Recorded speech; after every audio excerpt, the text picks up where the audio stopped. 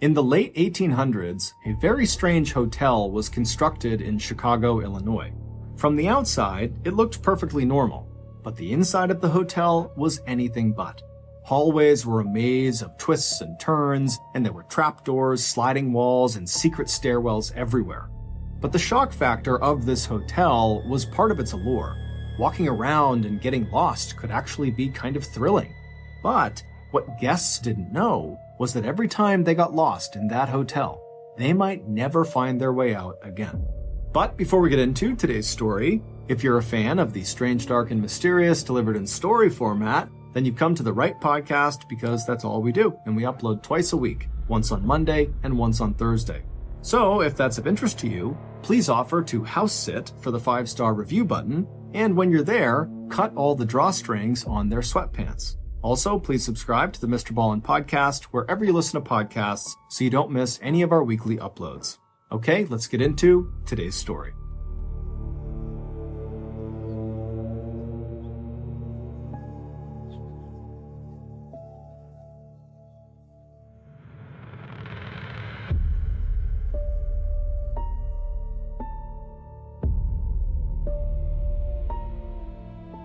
It was the summer of 1888, and the residents of Englewood, Chicago had something new and exciting to talk about.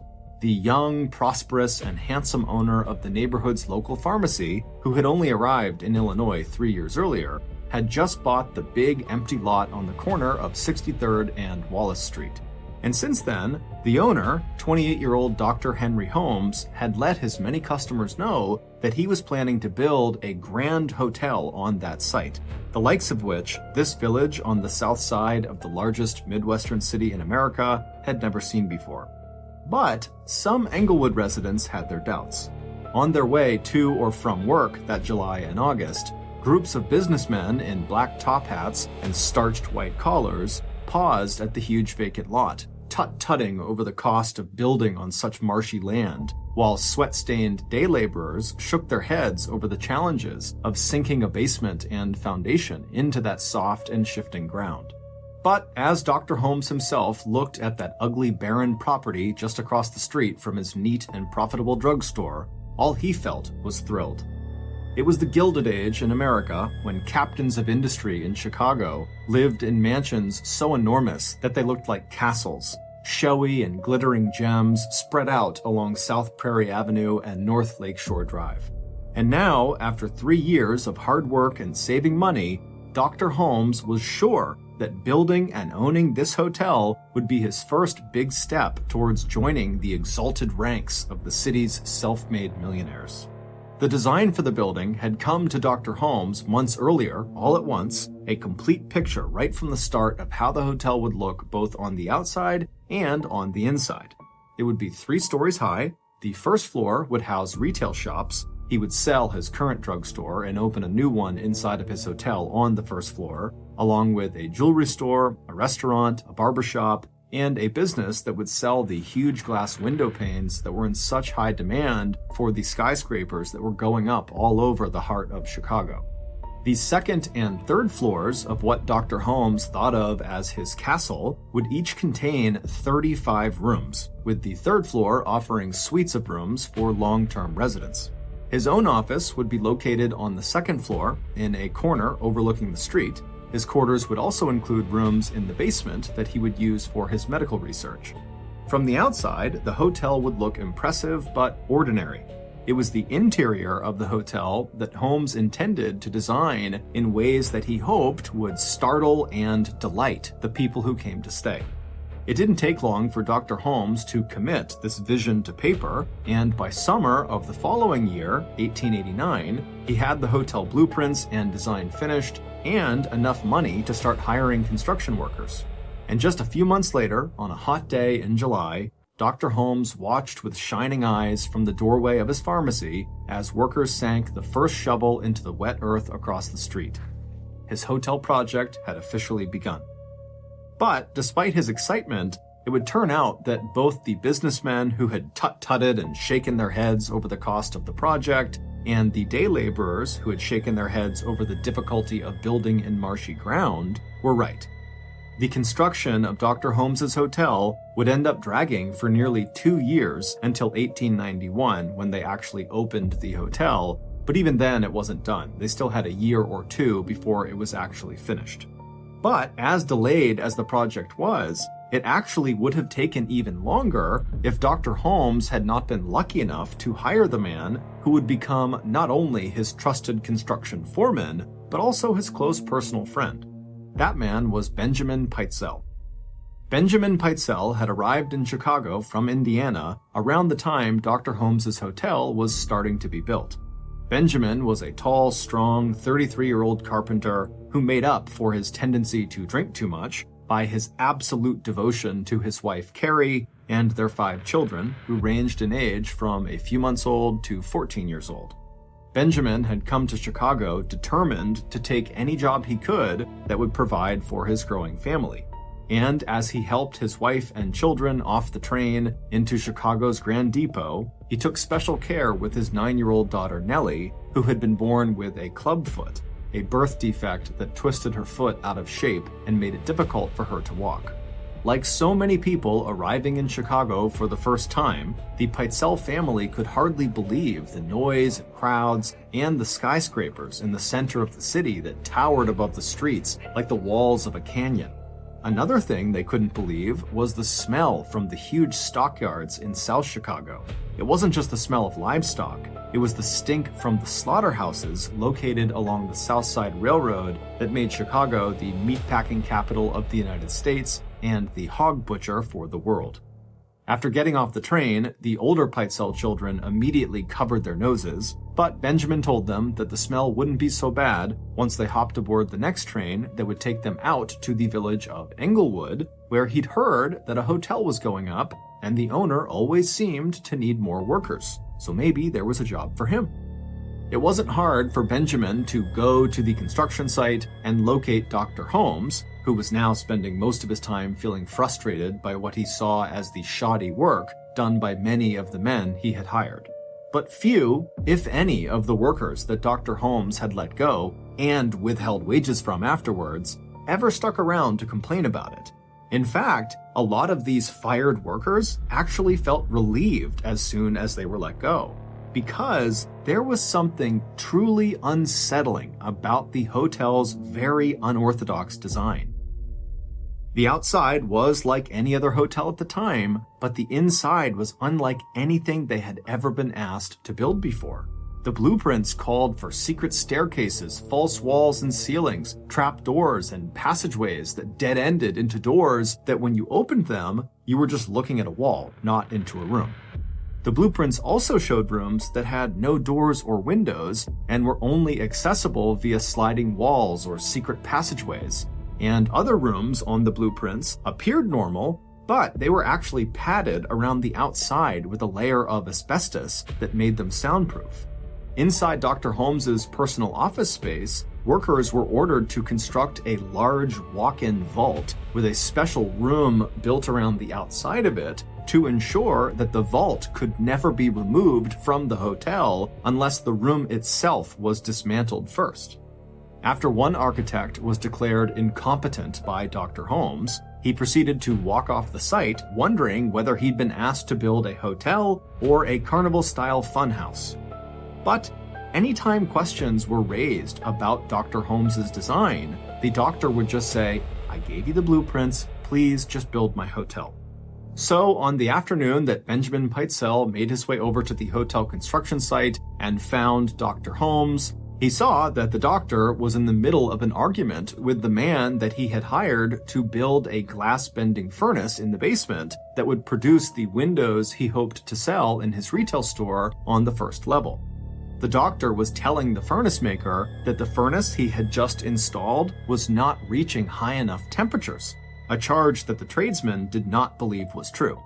After the furnace maker angrily stalked away, Dr. Holmes turned to Benjamin, who had put on his best suit and brushed off his worn top hat in preparation for what he hoped would turn into a job interview, and Dr. Holmes immediately noted the effort that Benjamin had clearly made in his appearance, and he instantly took a liking to the tall carpenter with the well-defined chin.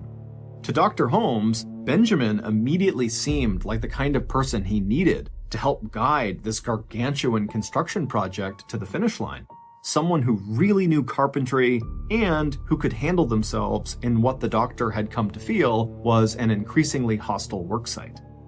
By the end of their initial 15-minute conversation, Dr. Holmes had indeed offered Benjamin a job, and he recommended temporary lodgings in Englewood for Benjamin and his family. Within just a few weeks, Benjamin had stepped into a supervisory role at the construction site, and sure enough, under his direction, both the quality and pace of work picked up dramatically. And while this was certainly very exciting for Dr. Holmes, it was nothing compared to the excitement he felt in early 1890 when he realized his investment into this hotel was about to pay off big time. In early 1890, Chicago got the news that they had just been named as the location for the 1893 World's Fair, beating out both New York City and St. Louis, Missouri.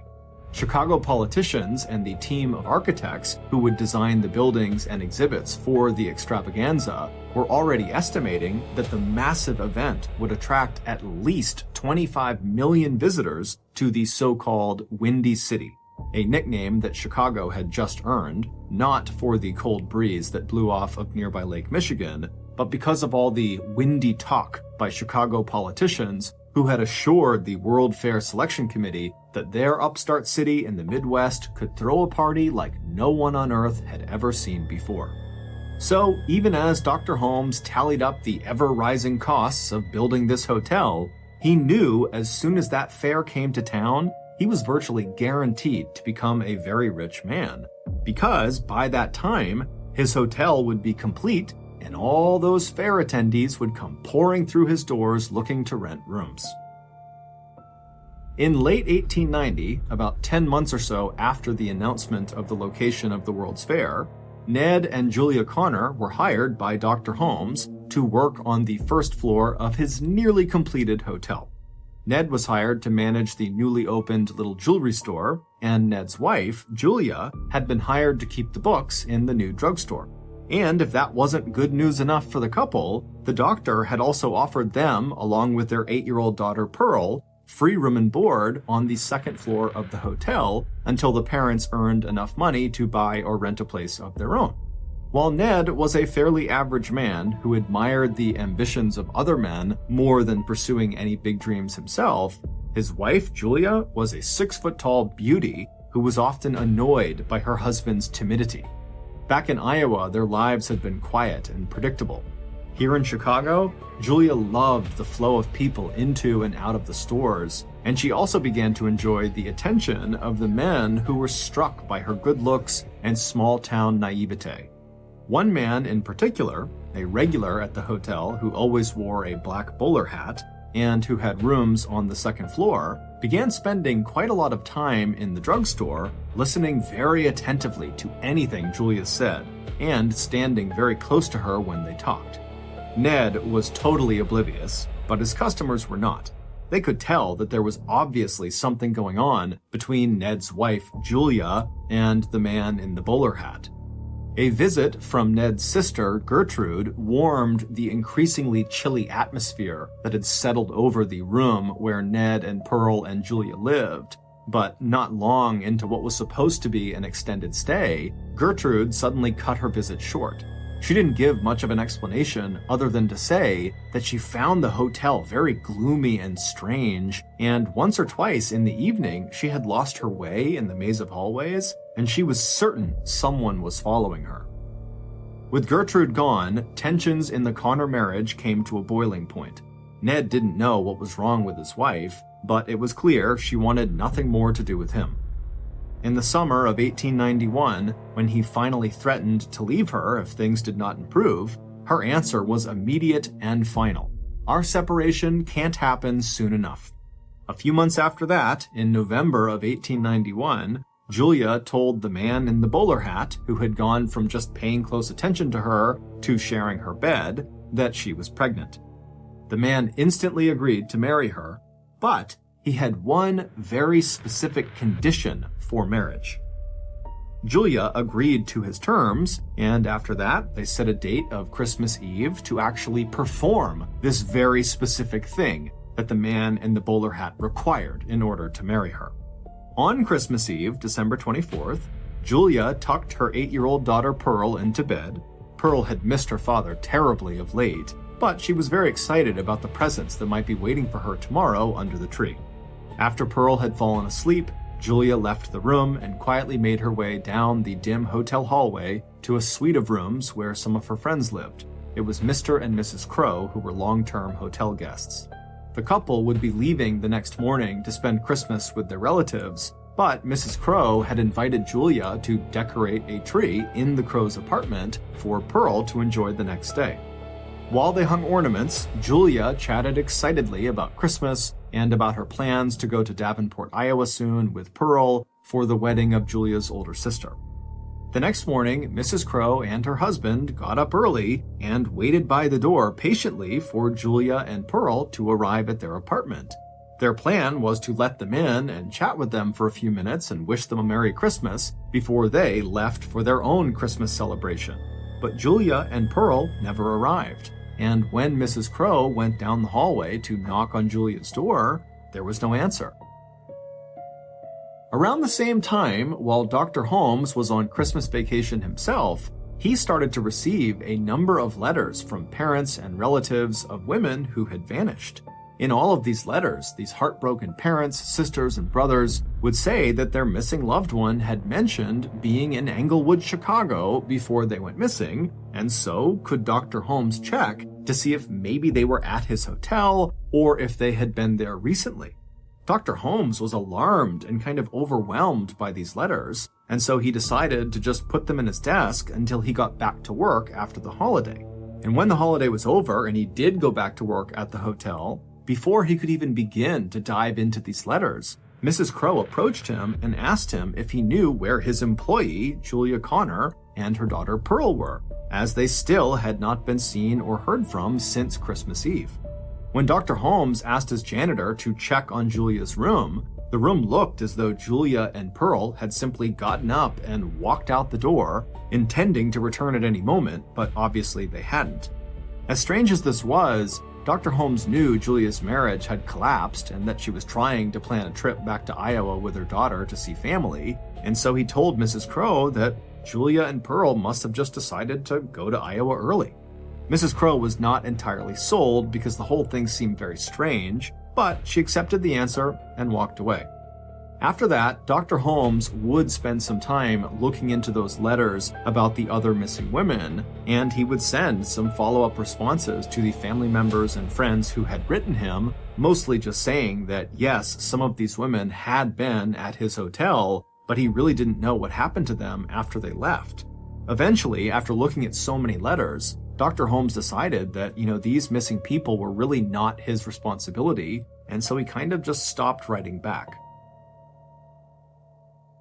A few months later, in the spring of 1892, a few weeks before the scheduled start of construction of the Chicago World's Fair, Dr. Holmes hired another bookkeeper to replace Julia, who was still gone. The replacement bookkeeper was a 24-year-old friendly young woman named Emmeline Segrand. She was from Indiana, and she had the lightest color blonde hair Dr. Holmes had ever seen. She was excited at the prospect of working right next to the World's Fair, and she'd brought her life savings with her, $800, which today would be worth more than $26,000. Emmeline rented rooms in a boarding house near the hotel, and it wasn't long after starting her job at the hotel before Emmeline, too, had bumped into the handsome fellow who had earlier won the heart of Julia Connor, the man in the bowler hat. Soon, Emmeline and this man were spending as much time together as they could.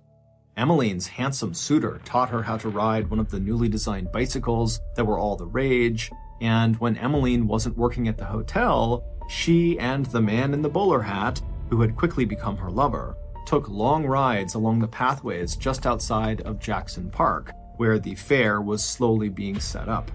Like hundreds of other residents of neighborhoods near Jackson Park, Emmeline and the man in the bowler hat watched arm in arm as the so-called White City of the Chicago's World Fair began to take shape in front of them.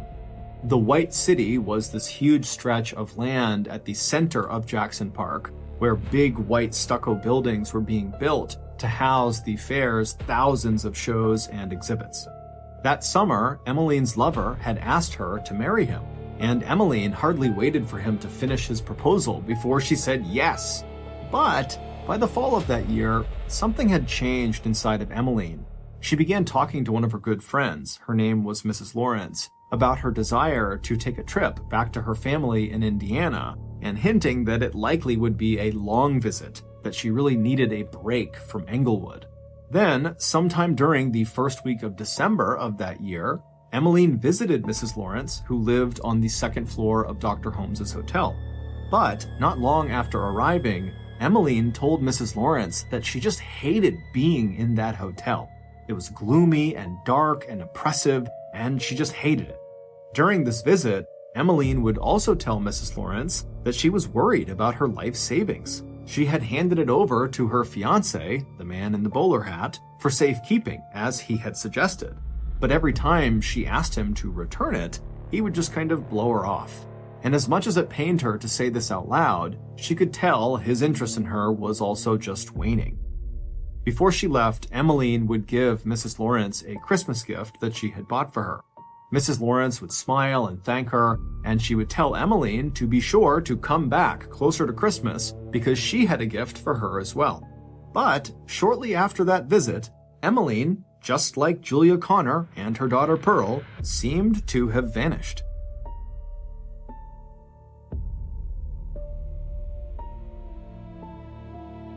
When Mrs. Lawrence noticed Emmeline's absence, she went to Dr. Holmes's office to see if he knew where she went.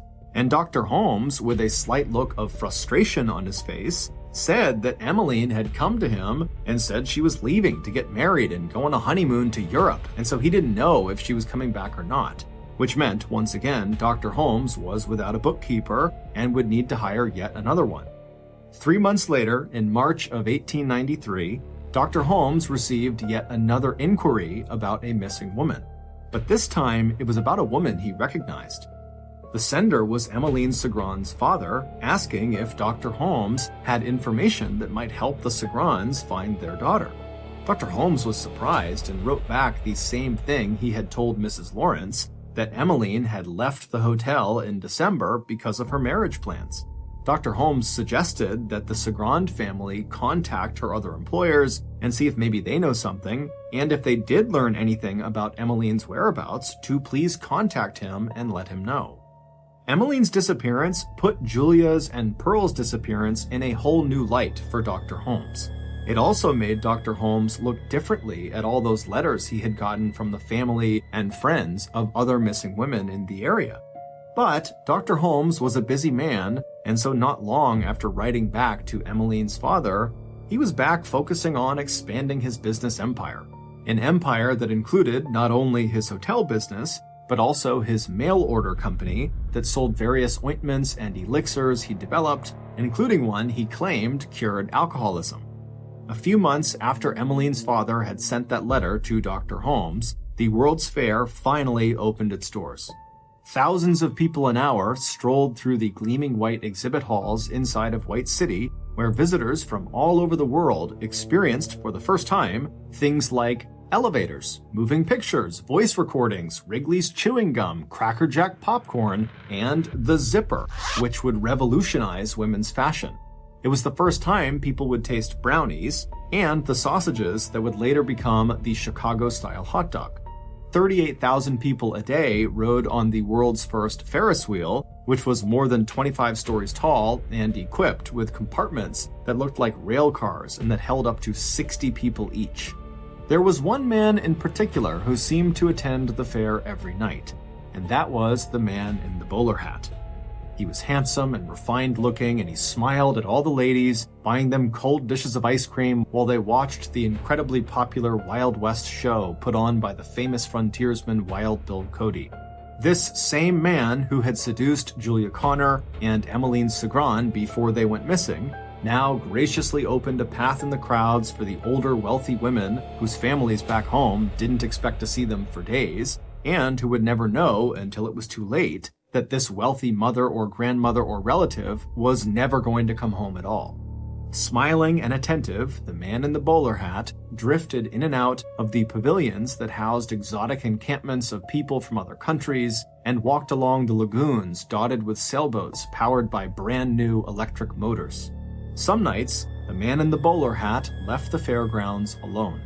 But other nights, as he headed toward Dr. Holmes's World Fair Hotel, he would be holding the arm of a woman, leaning over her protectively as the two of them made their way toward the gloomy castle on 63rd and Wallace.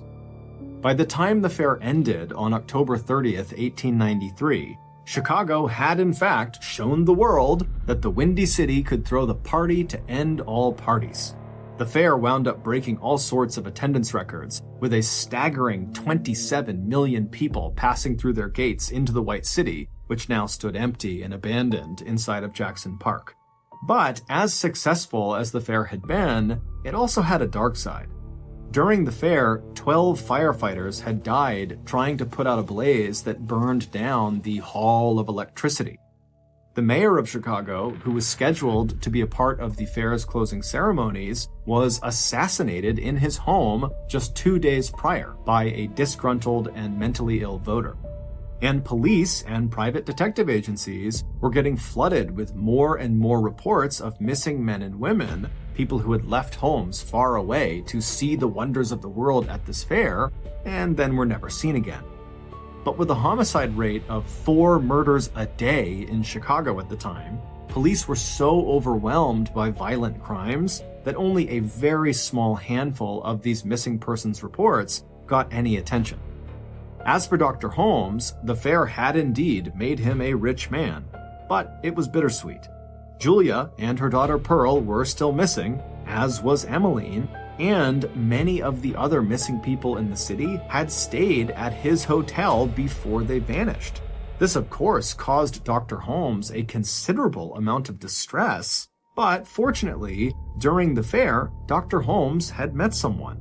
And now, when he was with her, whatever stress he had just seemed to melt away. Her name was Georgiana Yoke. She was 23, small, blonde, and had large blue eyes and a sharp mind. Together, they had wandered the fairgrounds, riding the Ferris wheel and quickly falling in love. By the time the fair ended, they had gotten married. And then, not long after that, with his wife's encouragement, Dr. Holmes decided that as much as he wanted to help all of these families and people who kept writing to him about their missing loved ones, he simply couldn't. He didn't have any answers to give them. And so, from then on, he simply began tucking the new letters he would receive every week into his desk drawer, and then he just did his best to keep going forward in his own life, assuming that the police would handle all of these missing people. But, as Dr. Holmes would eventually learn, no matter what he did or where he went, he would forever be tied to those missing people, because before those people vanished, they encountered the monster that roamed the halls of his hotel, the man in the bowler hat. After the World's Fair ended, Dr. Holmes decided he needed to pursue a new business opportunity, and the idea he thought of was one that he had come up with years earlier when he was a medical student at Michigan University. But at the time, for whatever reason, he had just not acted on this idea. The idea was a little complicated, but the payoff could be huge. However, in order to make it work, the doctor needed a very trustworthy partner. So, late in the summer of 1894, roughly 8 months after the World's Fair had ended, Dr. Holmes looked up his good old trusty hotel construction foreman and close friend, Benjamin Pitezel, who was now living in St. Louis with his wife and children. Benjamin's drinking had only gotten worse over the years, and after finishing up the hotel project, he had struggled to make ends meet financially. So, after hearing Dr. Holmes's pitch about this new business idea, even though it required Ben to move away from his wife and kids temporarily to Philadelphia, Pennsylvania, something he really didn't want to do, and even though the plan seemed very risky, Ben ultimately agreed to do it. As for Benjamin's wife, Carrie, she was not thrilled at the idea of her husband being gone for an extended period of time, but like her husband, she trusted Dr. Holmes's business instincts. And just the year before, Dr. Holmes had actually paid out of pocket for Ben to get a life insurance policy worth $10,000, which is approximately $350,000 by today's standards. And as morbid as it was, the thought of that life insurance policy eased the anxiety Carrie felt about her husband temporarily relocating, because if something happened to him, their family would be okay, at least financially. So eventually, Carrie would give the plan her blessing. On the face of it, their plan was simple. Ben would rent office space in Philadelphia and get set up as a patent investor, someone who evaluates the potential success of newly patented inventions and invests money in the ones that look like they have good earning potential. With his knack for gadgets and machinery, all Ben really had to do was identify a couple of good money-making prospects. And then from there, Dr. Holmes would handle the rest. By August of 1894, Benjamin had arrived in Philadelphia and had found a small office with an upstairs set of bedrooms.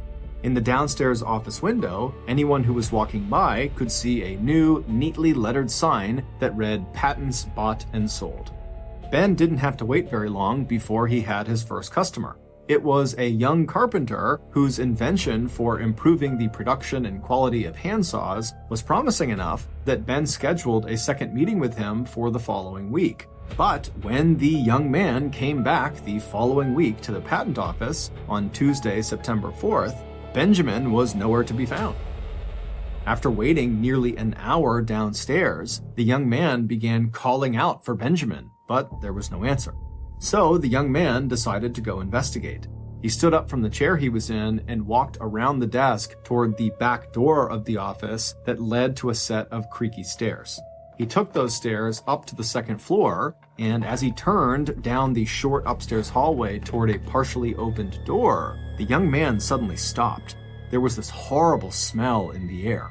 He clapped his hand over his mouth and his nose, and with a terrible sense of dread, he walked forward and then pushed that partially open door all the way open. A minute later, gagging at what he had just seen, the young man was back out on the street. He ran to a nearby drugstore and he told the store owner that something terrible had just happened inside of the new patent investment office a few doors down. A few minutes later, the young man and that shop owner were looking down at the bloated and putrefying corpse of Benjamin Peitzel. Ben was lying on his back on the floor, baking in the hot sunlight that was beating into the room through the glass of the closed window nearby. His hair and part of his face had been badly burned. His tongue was swollen and stuck out of his mouth. Also, draining out of his mouth was a stream of strange-looking red fluid. Just from the looks of it, it seemed fairly obvious that Benjamin had been dead at least for a couple of days. On the floor near Benjamin's body, there was a broken smoking pipe, a match, and a broken glass jar that had contained benzene, a highly flammable liquid that Ben had apparently been mixing with other acids to make a washing powder. An initial investigation by the police determined that Ben had died an accidental death.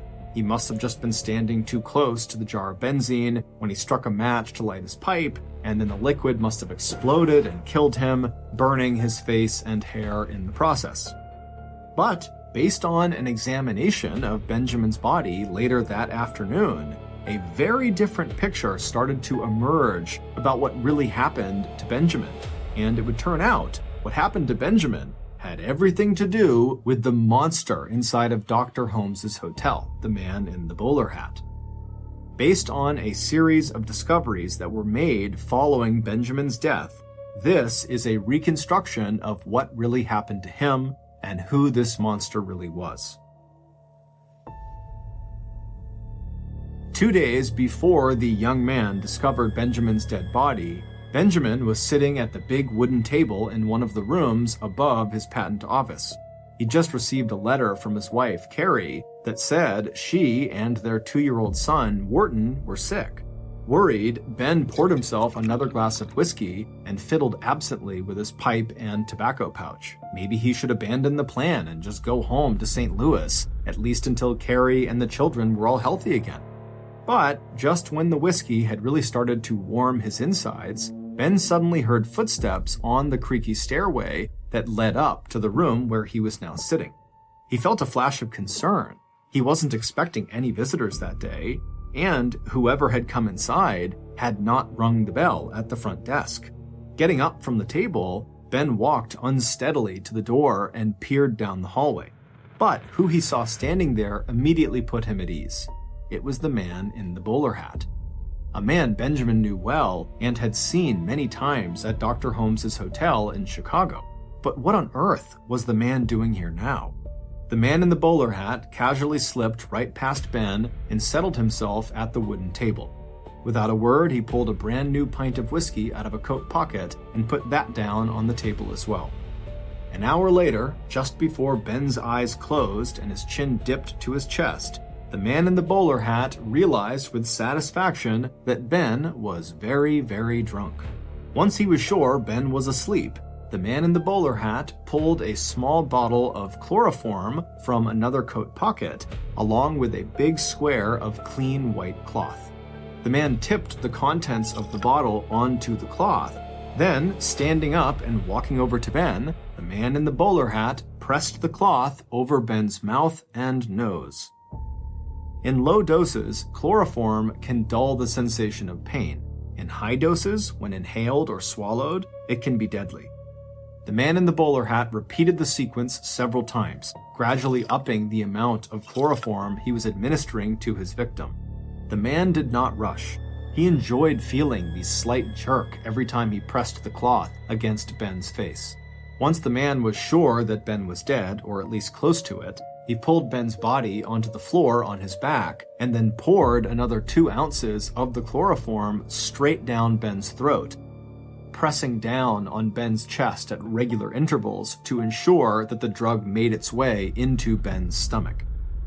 Once he was satisfied that Ben was dead, the man in the bowler hat carefully arranged the scene so it would look like an accident, and just before he left, he set fire to Ben's hair and coaxed the flame down along the skin of Ben's face. But it would turn out the killer made a huge miscalculation, because the doctors at the morgue who would examine Benjamin's body just hours after it was discovered 2 days later on September 4th, they would find evidence that Ben's death was not an accident. That red fluid they saw draining out of the side of Ben's mouth was apparently a telltale sign that large amounts of chloroform had been forced into his stomach. It would turn out Benjamin was not the man in the bowler hat's first murder victim. Many of the missing people back in Chicago, including Julia Connor, her daughter Pearl, and Emmeline Segrand, whose heartbroken families and friends had written letters to Dr. Holmes asking for his help, had been lured into Dr. Holmes's hotel by this man in the bowler hat where he would kill them. And to everyone's shock, the man in the bowler hat was none other than Dr. Holmes himself. But as shocking as that was, it was nothing compared to the horrific details of the crimes Dr. Holmes committed.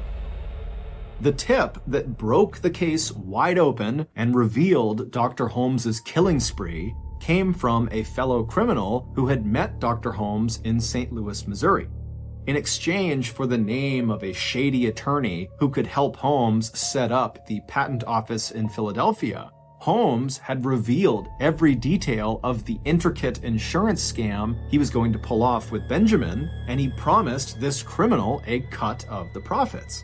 According to the plan, Benjamin would arrive in Philadelphia, and once he was all set up as a patent investor, he and Holmes would fake Ben's death and then collect on Ben's life insurance policy, the one that Dr. Holmes had bought for him. And the way they had planned to fake his death was relatively simple. The doctor would substitute a badly decomposed and seemingly unidentifiable dead body from the morgue right in the back of the patent office, and then when the body was discovered, the doctor and Ben's wife Carrie would both claim that the body was that of Benjamin Pitezel, and then the Pitezels and Dr. Holmes would split the huge payout from the life insurance policy 50-50. Except that Dr. Holmes never had any intention of splitting that payout with anyone.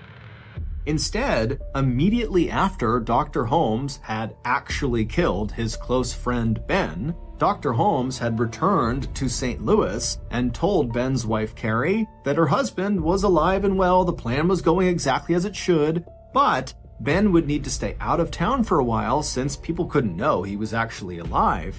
However, Dr. Holmes told Carrie that he knew where Benjamin was and that Benjamin really wanted to see his kids.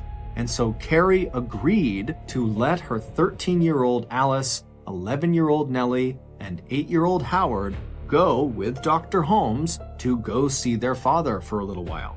And Carrie said she would join them all as soon as she and her other kids were well again.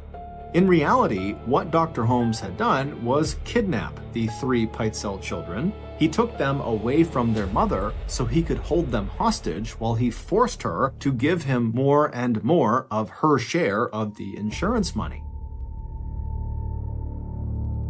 On November 17th, 10 weeks after Benjamin's death, detectives from the famous Pinkerton Private Security and Detective Agency, who had been hired by Philadelphia Fidelity Insurance Company, finally tracked Dr. Holmes down in Boston, Massachusetts.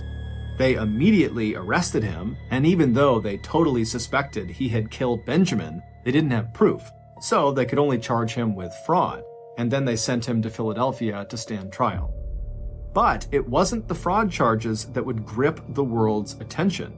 It was the fact that 3 of the Pitezel children were still missing, and the last time anyone had seen them, they were with the man suspected of killing their father. And when Dr. Holmes and Ben's wife Carrie both appeared in court in Philadelphia to face these fraud charges, the stricken mother could not have cared less about the money. She had only one question for the police and for Dr. Holmes and for all of America. Where are my children? It was a question that would become banner headlines across the country. It would also become an absolute obsession for one Philadelphia detective named Frank Geyser, who was determined to find the answer. Throughout the summer of 1895, everyone in the country held their breath as they followed the path of Detective Geyser as he crisscrossed the United States and Canada looking for the missing Pitezel children. Using letters that little Alice and Nellie had written to their mother over the weeks they were dragged from place to place by their captor, Dr. Holmes, Detective Geyser would eventually make 3 heartbreaking discoveries. Dr. Holmes, of course, never actually sent these letters the girls had written, in which they had named and described different places they were staying, and they had begged their mother to come get them or at least write back to them. Instead, Dr. Holmes kept their letters in a metal box that police would find among his possessions. On July 15th, buried in the backyard of a charming little house that Dr. Holmes had rented back in October of the previous year, Detective Frank Geyser found the bodies of the 2 Pitezel sisters. Alice and Nellie had been forced by Dr. Holmes to climb inside of a trunk together where they were gassed to death. The doctor then dragged their small bodies outside and tossed them into a shallow grave. Before covering their bodies with earth, Dr. Holmes had cut off Nellie's legs so her body could not be identified by the girl's club foot.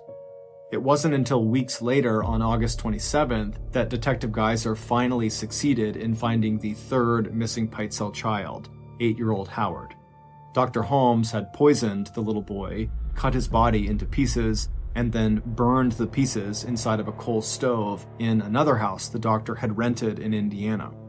Along with a clotted mass of the boy's hair and bones that had gotten caught inside of the stovepipe, Detective Geyser found the little boy's most treasured possession collecting dust in the corner of the living room. It was a brightly colored spinning top with a handle in the shape of a tiny man that Benjamin had bought for his son at the 1893 Chicago World's Fair. As news spread about the discovery of the 3 Pitezel children's bodies, Dr. Holmes was finally charged with 4 counts of murder. On July 19th, shortly after the discovery of Alice and Nellie, Chicago police lined up outside of Dr. Holmes's hotel and began a floor-by-floor, room-by-room search of the building. And what they discovered would finally explain why the layout of Dr. Holmes's hotel was so strange. It was because he had literally built the hotel to kill people. The moving doors and dead-end passages were perfect for stalking his disoriented guests, mostly young vulnerable women and older wealthy women whom he could rob before killing.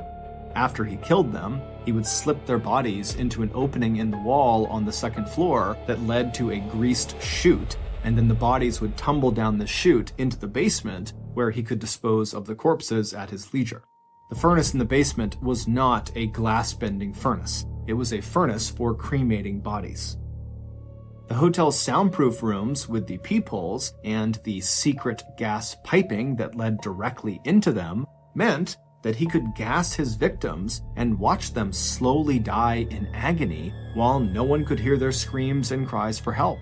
And in one room, investigators discovered a blood-soaked wooden dissection table, along with women's bloody clothes and undergarments, and a bag of the doctor's lethal surgical tools.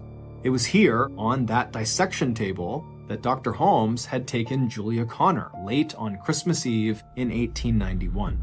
She was pregnant with Dr. Holmes's baby, and the specific condition for marriage that Dr. Holmes had required, that Julia had agreed to, was that Julia would get an abortion performed by Dr. Holmes himself.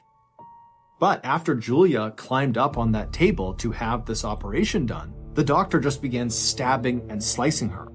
After he killed Julia and then went upstairs and promptly killed her 8-year-old daughter Pearl, it's believed Dr. Holmes then stripped all the flesh from their bones and sold their skeletons to a nearby medical school.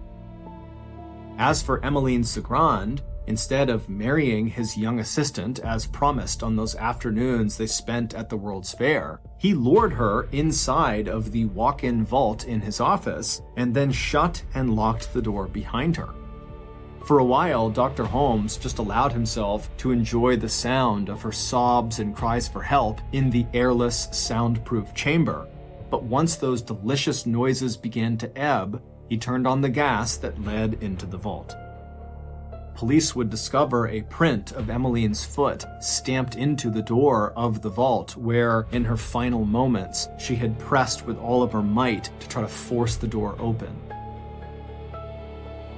At Dr. Holmes's trial for the murder of Benjamin and the 3 Pitezel children, Dr. Holmes's wife, Georgiana Yoke, was shocked for a lot of reasons, but she was especially shocked to discover that she was actually one of 3 women, all married to the same man, Dr. Holmes.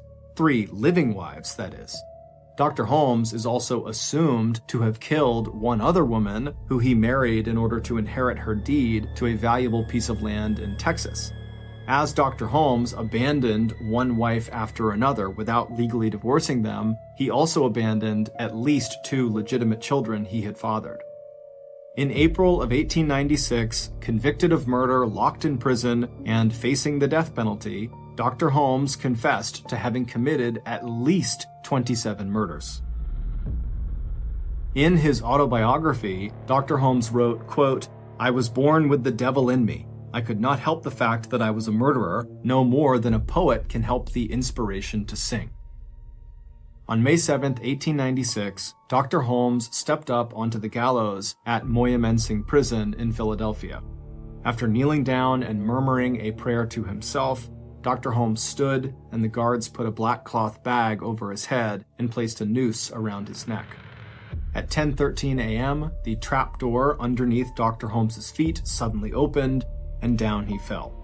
It would take 15 minutes of violent squirming and jerking around before America's first serial killer was finally dead.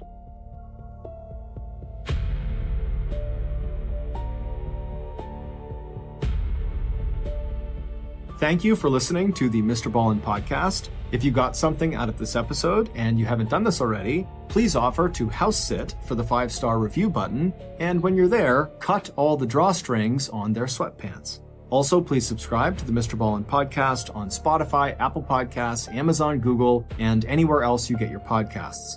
This podcast airs every Monday and Thursday morning, but in the meantime, you can always watch one of the hundreds of stories we have posted on our YouTube channel, which is just called MrBallen.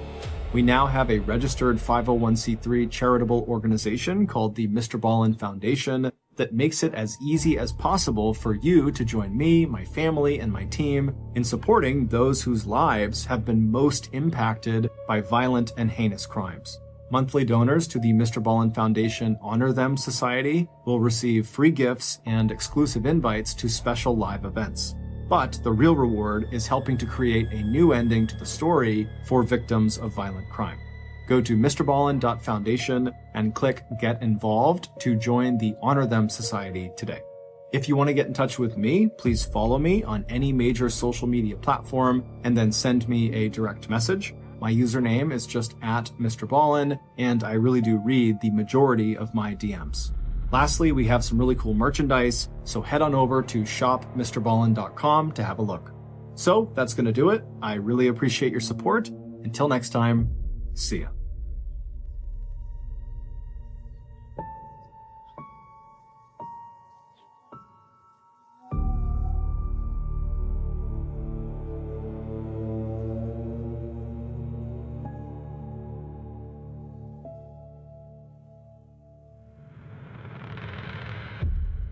In 1984, a 19-year-old hardware store employee named Jim was walking from one end of the store to the other when he noticed something odd in one of the aisles.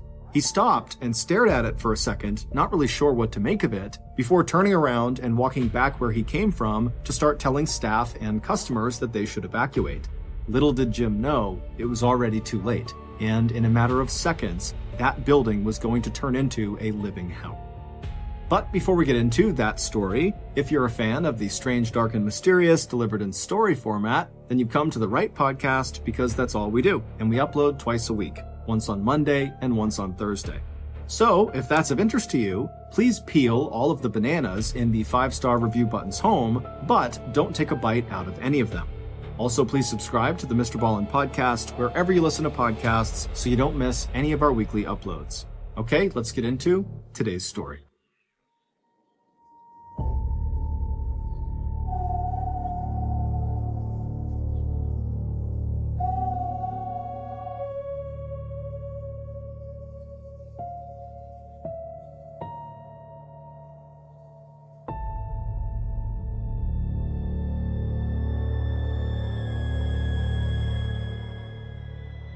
It was October 10th, 1984, in the small California town of South Pasadena. And for 17-year-old Jimmy Satina, the big news that day was the national sporting event that was going on just 2 hours south at the Jack Murphy Stadium in San Diego. There, California's San Diego Padres baseball team was playing the second game in the World Series against the Detroit Tigers. Not that Jimmy could even watch the game on TV. When the first pitch was thrown at 5:30 p.m. local time, Jimmy was working his part-time shift at Ollie's Home Center, a popular family-owned hardware store located in a strip mall on Fair Oaks Avenue, just one town south of Jimmy's home. But Jimmy didn't need to see the baseball game to enjoy it. He could listen to it on the radio and envision everything that was going on. Set to graduate next spring, Jimmy was himself an exceptional baseball player. And while he never bragged about any of his accomplishments, every student and teacher at Pasadena's Blair High School knew that the friendly and popular star center fielder was being scouted by the Chicago Cubs professional baseball team. And as much as Jimmy might have liked to be watching tonight's ball game, he needed his job at Ollie's, and it would never have even occurred to him to miss a single shift or call in sick or leave early. As one of 7 siblings, Jimmy had spent years collecting empty bottles and cans so he could use the deposit money to buy his own sports equipment. Now, this regular gig in Ollie's houseware department that he'd started almost exactly 1 year ago meant that he'd be able to do more than just buy baseball cleats and gloves and bats. These days, he earned enough money to help out his whole family. With his paycheck from Ollie's, Jimmy would soon be able to purchase the car insurance policy they needed to get the used Volkswagen that was parked in their backyard back out on the road. Still, when Jimmy looked up at the wall clock, he was happy to see that it was already 7:30 p.m. If all went well, he'd be home in about an hour or so. Then he and his older brother could talk baseball. And around the same time that Jimmy was glancing at the clock inside the houseware department, a middle-aged couple and their 2.5-year-old grandson were just pulling into the strip mall parking lot outside of Ollie's. Like Jimmy inside, Billy and Ada Deal, the middle-aged couple who had just pulled up, They also knew the hardware store would be closing soon, so they told their grandson, Matthew, that he'd need to wait until after they were done their shopping before they could stop for ice cream at a nearby Baskin-Robbins ice cream parlor. To save time, the grandfather, Billy, would go by himself to the lumber department for the lengths of wood he needed to complete a small home repair project, and his wife, the grandmother, 50-year-old Ada, would take Matthew to the paint department. A few minutes later, as Ada pushed Matthew in the shopping cart along the aisles lined with paint cans, 26-year-old Carolyn Krause looked up from her workstation in the paint department and smiled as she heard William chatting in toddler talk to his grandmother. Carolyn, who was married to a lieutenant in the Los Angeles Police Department, had 2 children of her own, a 3-year-old son and a 2-year-old daughter. Now, Carolyn also glanced at her watch. Her own mother was taking care of her 2 children while Carolyn was at work. But her mom would be stopping by in just a few minutes to pick up the keys to Carolyn's house so she could put the 2 kids to bed. Carolyn pushed her blonde hair back behind her ears. She thought maybe she heard the little boy in the shopping cart say the words ice cream. Carolyn smiled as she pulled the house keys out of her purse and slipped them into her pocket to give to her mom. Over in the hardware department of Ole's Home Goods, 19-year-old Jim Obdam had worked one of the longest shifts of anyone at the store that day. He'd arrived during the day and was staying on into the evening until the store closed. Like Jimmy Satina, Jim Obdam would be glad to get home and catch up on the World Series. The San Diego Padres had lost the first game the night before, but Jim was betting that the Padres would even the score that evening. Just after 8 p.m., Jim Obdam heard a muffled announcement over the store's public address system. He couldn't understand the words, but that was nothing new or surprising. The sound from the speakers was low quality, and it always echoed in the big open space of the store, which was about 1/3 the size of a football field. And Jim was headed to the front of the store anyway, so if there was any news he needed to know, he'd find out soon one way or another. But before Jim could reach the south-facing entrance, he looked sideways into one of the aisles, vaguely aware of something that seemed out of place. That's when he noticed a column of dark smoke in the air that must be rising from one of the display racks. Right away, Jim veered off to his right towards the paint department. He wasn't feeling afraid of the smoke. If there was a fire, it must be a small one that they could extinguish very quickly, and he could already see customers heading towards the exit. But in case that muffled announcement had been an evacuation order, Jim wanted to make sure that all the customers in the store, along with the staff, knew they had to get out. It shouldn't take long, not this close to the time when the store was closing anyway, but he knew how reluctant a lot of people could be to just walk away from a cart full of items they hadn't had a chance to buy yet. So when Jim saw Carolyn at her workstation in the paint department, he just asked her quickly if there were any customers still in her department, and right away she jumped up and told him she would go check. After that, Jim headed towards the hardware department, where he instructed a few customers who were looking at tools to get out as quickly as possible. And that was when he saw a middle-aged woman pushing a small boy who was seated inside of her shopping cart. It was Ada Deal and her grandson Matthew. When Ada didn't respond right away to Jim's request that she and the little boy exit the store immediately, Jim spoke again to Ada, but this time with a little more authority in his voice. "You should probably leave the cart right here," he told the woman. "Just take the child out of his seat in the cart and follow me." And then Jim turned, leading them towards the nearest exit. Jim still wasn't too worried about the smoke he'd just seen, especially since that was all he'd seen, just smoke and no fire. But that changed a moment later when he turned around, and for a few seconds, his brain could not even process what he was seeing. In a matter of minutes, the column of smoke he had seen earlier had turned into a literal wall of flame. And a moment after that, the fire behind him seemed to take off across the ceiling overhead, and the air around him was suddenly so hot it felt like his skin was on fire too. Then Jim heard the heavy steel fire doors starting to come down from the ceiling behind him, and Jim felt a jolt of pure fear race through him. Those floor-to-ceiling barriers were only programmed to roll down in the event of a catastrophic fire, one so hot and already so completely out of control that it had already melted the locks in the regular doors. The purpose of this steel fire barricade was to segment the space inside of the open building and confine a fire, especially one that started outside of business hours when the building was empty, to just one part of the building. But if those doors were coming down now, while staff and customers were inside, the barricades cut off access to the fire emergency exits around the edges of the building that led to the outside. Jim had been told that these barricades had doors on them that allowed people to go through them, but with the smoke and the heat in the air all around them, Jim wondered how on earth anyone could find those doors if they were trapped on the wrong side of the barricade. And as Jim is thinking about this, he realized he was all alone. The woman and the little boy she was with, they were nowhere to be seen. A second later, there was a popping noise and the lights in the building went out. When Ada's husband, Billy, heard the muffled announcement come over the public address system at 8 p.m., he was still in the lumber department picking out the 2x4s he planned to buy.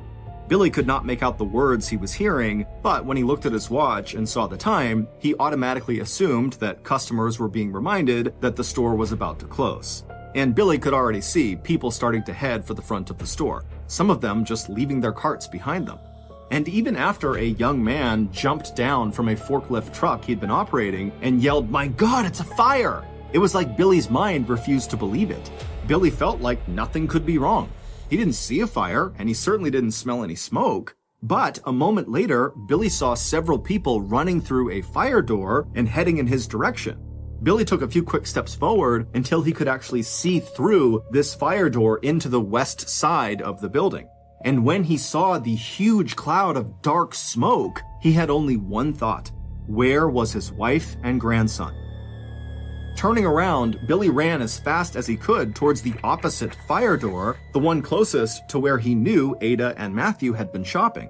But when he looked behind him just a few seconds later back towards that fire door, the cloud of smoke that he had seen had somehow turned into a raging column of flames licking from floor to ceiling. As Billy screamed Ada's name, he was praying that his wife and grandson had already left, heading out to safety through the same front doors they'd used to enter Ole's just 30 minutes earlier. But when Billy looked outside those doors now, all he could see were the flashing lights of a fire truck that had just pulled up to the curb. A few minutes after 8 p.m., when Jim Obden staggered out of the home center through one of the emergency exits, he was covered in soot from the smoke and fire, and his arms, neck, and ears had suffered second and third degree burns. After the lights had gone out, Jim Obden had fallen to his hands and knees, and choking on the smoke in the air, he'd crawled along a wall until, by pure luck, he'd found an emergency fire exit and gotten outside. Now, dazed and disoriented, Jim touched one hand to his wrist, wondering why his skin was so hot. But the skin he touched just peeled right off his arm and fell to the ground. By the time the first 6 firefighters had jumped off engine 81, flames were hissing and rolling out from under the southeast door of Ole's Home Goods. On the 3-block drive from the fire station to the hardware store, all the fire captain had seen at the roofline where Ole's was located had been a thin blanket of haze. That sight had reassured the captain, and he had relaxed a little bit. The fact that he couldn't see any glow of fire or buildup of smoke over the store location made him think that this was probably a dumpster or nuisance fire, not a structural fire that could do serious damage to the building or anyone who had been inside. But once on site, the fire captain knew he'd been totally wrong. And when Billy Deal, Ada's husband and Matthew's grandfather, ran over to the captain shouting that his wife and grandson might still be inside the burning building, the fire captain instantly began preparing for a rescue attempt, still confident that his team could save anyone who was just 10 feet inside of the building. But as soon as the captain and his men entered that southwest door, all they saw was a blinding inferno. In just 7 minutes, the fire at Ole's Home Center had flashed up from the ground level across the ceiling of the interior space, and the heat from the overhead flames had been so intense that it set practically everything in the store below on fire in an instant.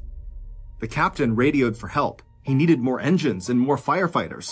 But after repeating that the request was top priority, the captain could not believe his ears when he heard dispatch send one responding engine off in the wrong direction. What he didn't know at that time was that another fire had erupted at a grocery market just 6 blocks away, at almost the exact same time as the emergency call had come in from Ole Hardware Store. And it would turn out that an hour and 15 minutes before that, a similar fire had erupted 7 miles north of Ole's at yet another food market, this one in Pasadena. By the time the first arson investigator arrived at Ole's, he had just enough time to start snapping pictures of the fire before the 1-acre roof in the center of the building caved in and a torrent of fire and sparks suddenly lit up the night sky in the center of South Pasadena. Standing next to this investigator was Ada's husband, Billy. Long after the investigator was sent away to the second fire just a few blocks away from Ole's, Billy would remain waiting in the parking lot of Strip Mall for the next 22 hours. Before the night was over, it would take 32 separate fire engine companies and 125 firefighters to put out the blaze at Ole's. Early on the afternoon of October 11th, less than 24 hours after the first fire truck had arrived at Ole's home center, the investigation into the cause of the fire was called to a sudden halt. Arson investigators from the Los Angeles County Sheriff's Department, as well as from the California State Fire Marshal's office, had all arrived on the scene early that morning. These investigators are trained to look at what is left behind after a fire is put out and figure out whether and how the fire might have been started on purpose, a crime known as arson. Once at Ole's, the 6-person team, armed with shovels and wheelbarrows, spent the next several hours searching for human remains and trying to figure out where and how the fire had started. All around them, bulldozers and skip loaders were lifting, moving, and sorting through piles of blackened and smoking debris. But all that detective work instantly gave way to body recovery when workers in the northern section of the hardware store, far away from that first column of smoke that Jim Obden had spotted the night before, found their first charred human remains. At about 4 p.m. that afternoon, officials sifting through up to 2 feet of water and wreckage discovered the bodies of Ole employees Jimmy Satina and Carolyn Krause, both lying near one another just 7 feet from an emergency exit door.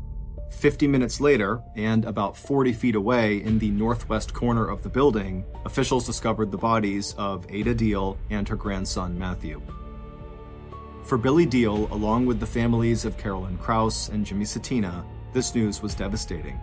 In the 22 hours that they had kept vigil in the strip mall parking lot, they had hoped against hope that by some miracle, their loved ones might have survived. In the week that followed, more than 1,200 people would attend the church service for 17-year-old Jimmy Satina, and 50-year-old Ada Deal and 2.5-year-old Matthew would be buried together in the same casket, the little boy cradled in his grandmother's arms. By late Thursday, October 11th, so one day after the most deadly fire in South Pasadena history had broken out at Ole's home center, investigators released a preliminary report on the cause of the blaze. According to lead investigator Jack Palmer, an arson cop and 25-year veteran of the Los Angeles County Sheriff's Department, there was no evidence that the fire had been set deliberately. Instead, Sergeant Palmer theorized that the fire was accidental, and that its point of origin had been an electrical fire that started in the store attic. But not everyone who had examined the scene at Ole's on the day after the fire was fully on board with the official report. According to an investigator with the California State Fire Marshal's office, the fire had to have started somewhere inside the building close to the ground floor.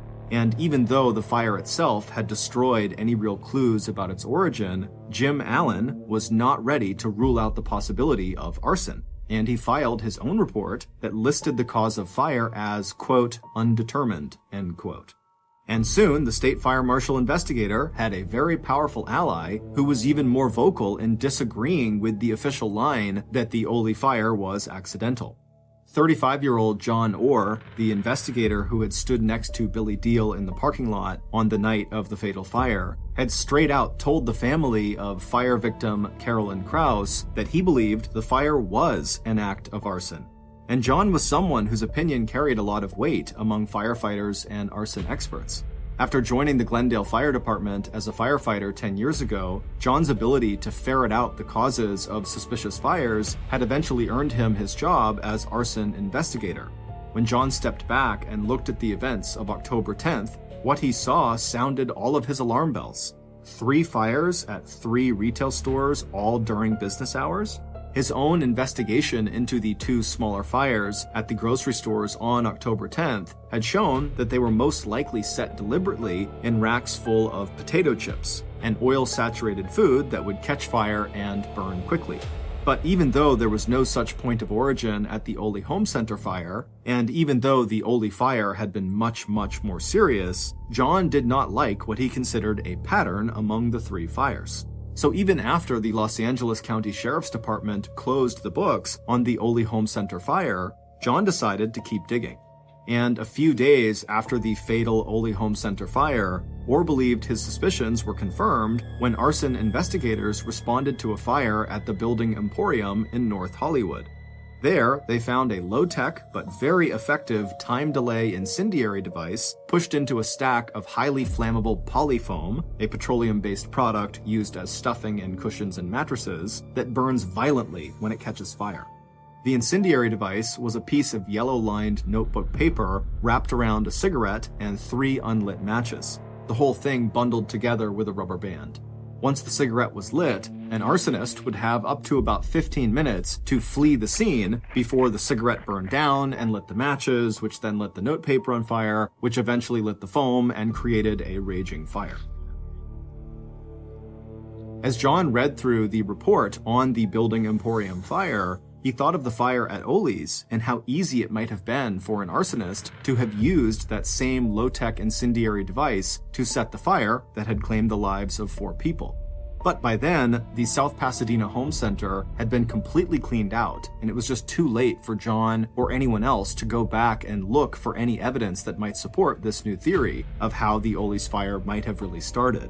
But if John was right and the bundle of matches, cigarette, and notepaper began to show up at other fires, then he and his colleagues had a very scary problem on their hands. It was possible that arson investigators might find themselves hunting for a serial arsonist. But in the months that followed the devastating fire at Ole's, it looked like maybe John was wrong.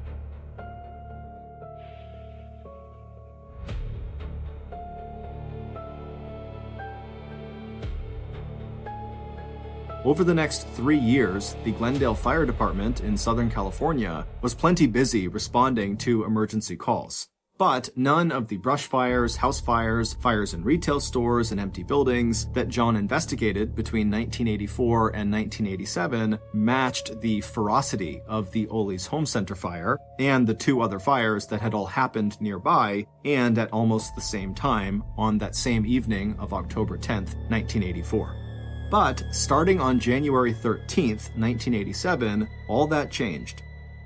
Along a 100-mile stretch of Highway 99 between the cities of Fresno and Bakersfield, California, firefighters responded to more than half a dozen fires in the space of just 3 days. And like the Ole's hardware fire of October 10th, 1984, all the fires occurred in retail stores during business hours, and all the fires appeared to have been set by placing an incendiary device in or near highly flammable foam rubber, styrofoam, or polyurethane.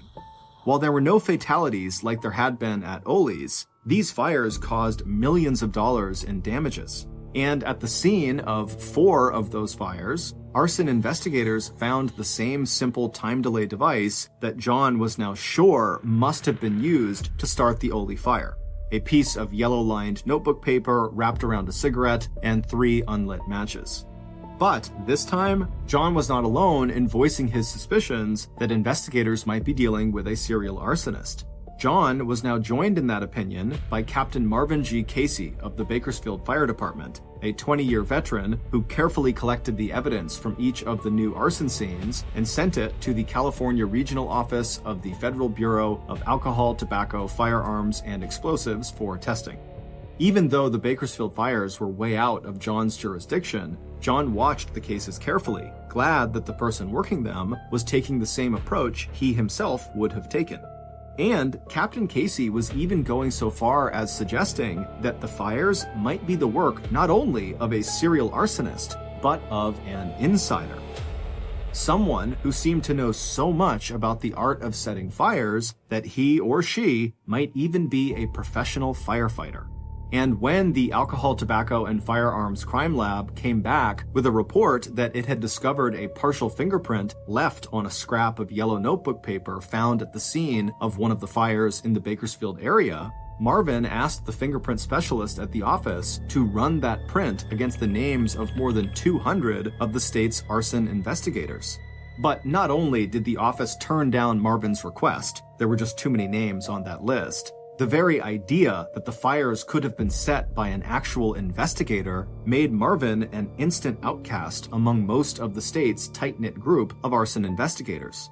Meanwhile, the fingerprint failed to match any of the prints that were stored in a federal database of known criminals. And once again, if there was a serial arsonist at work, the trail went cold, just as it had a few years after the Ole's Home Center fire back in 1984.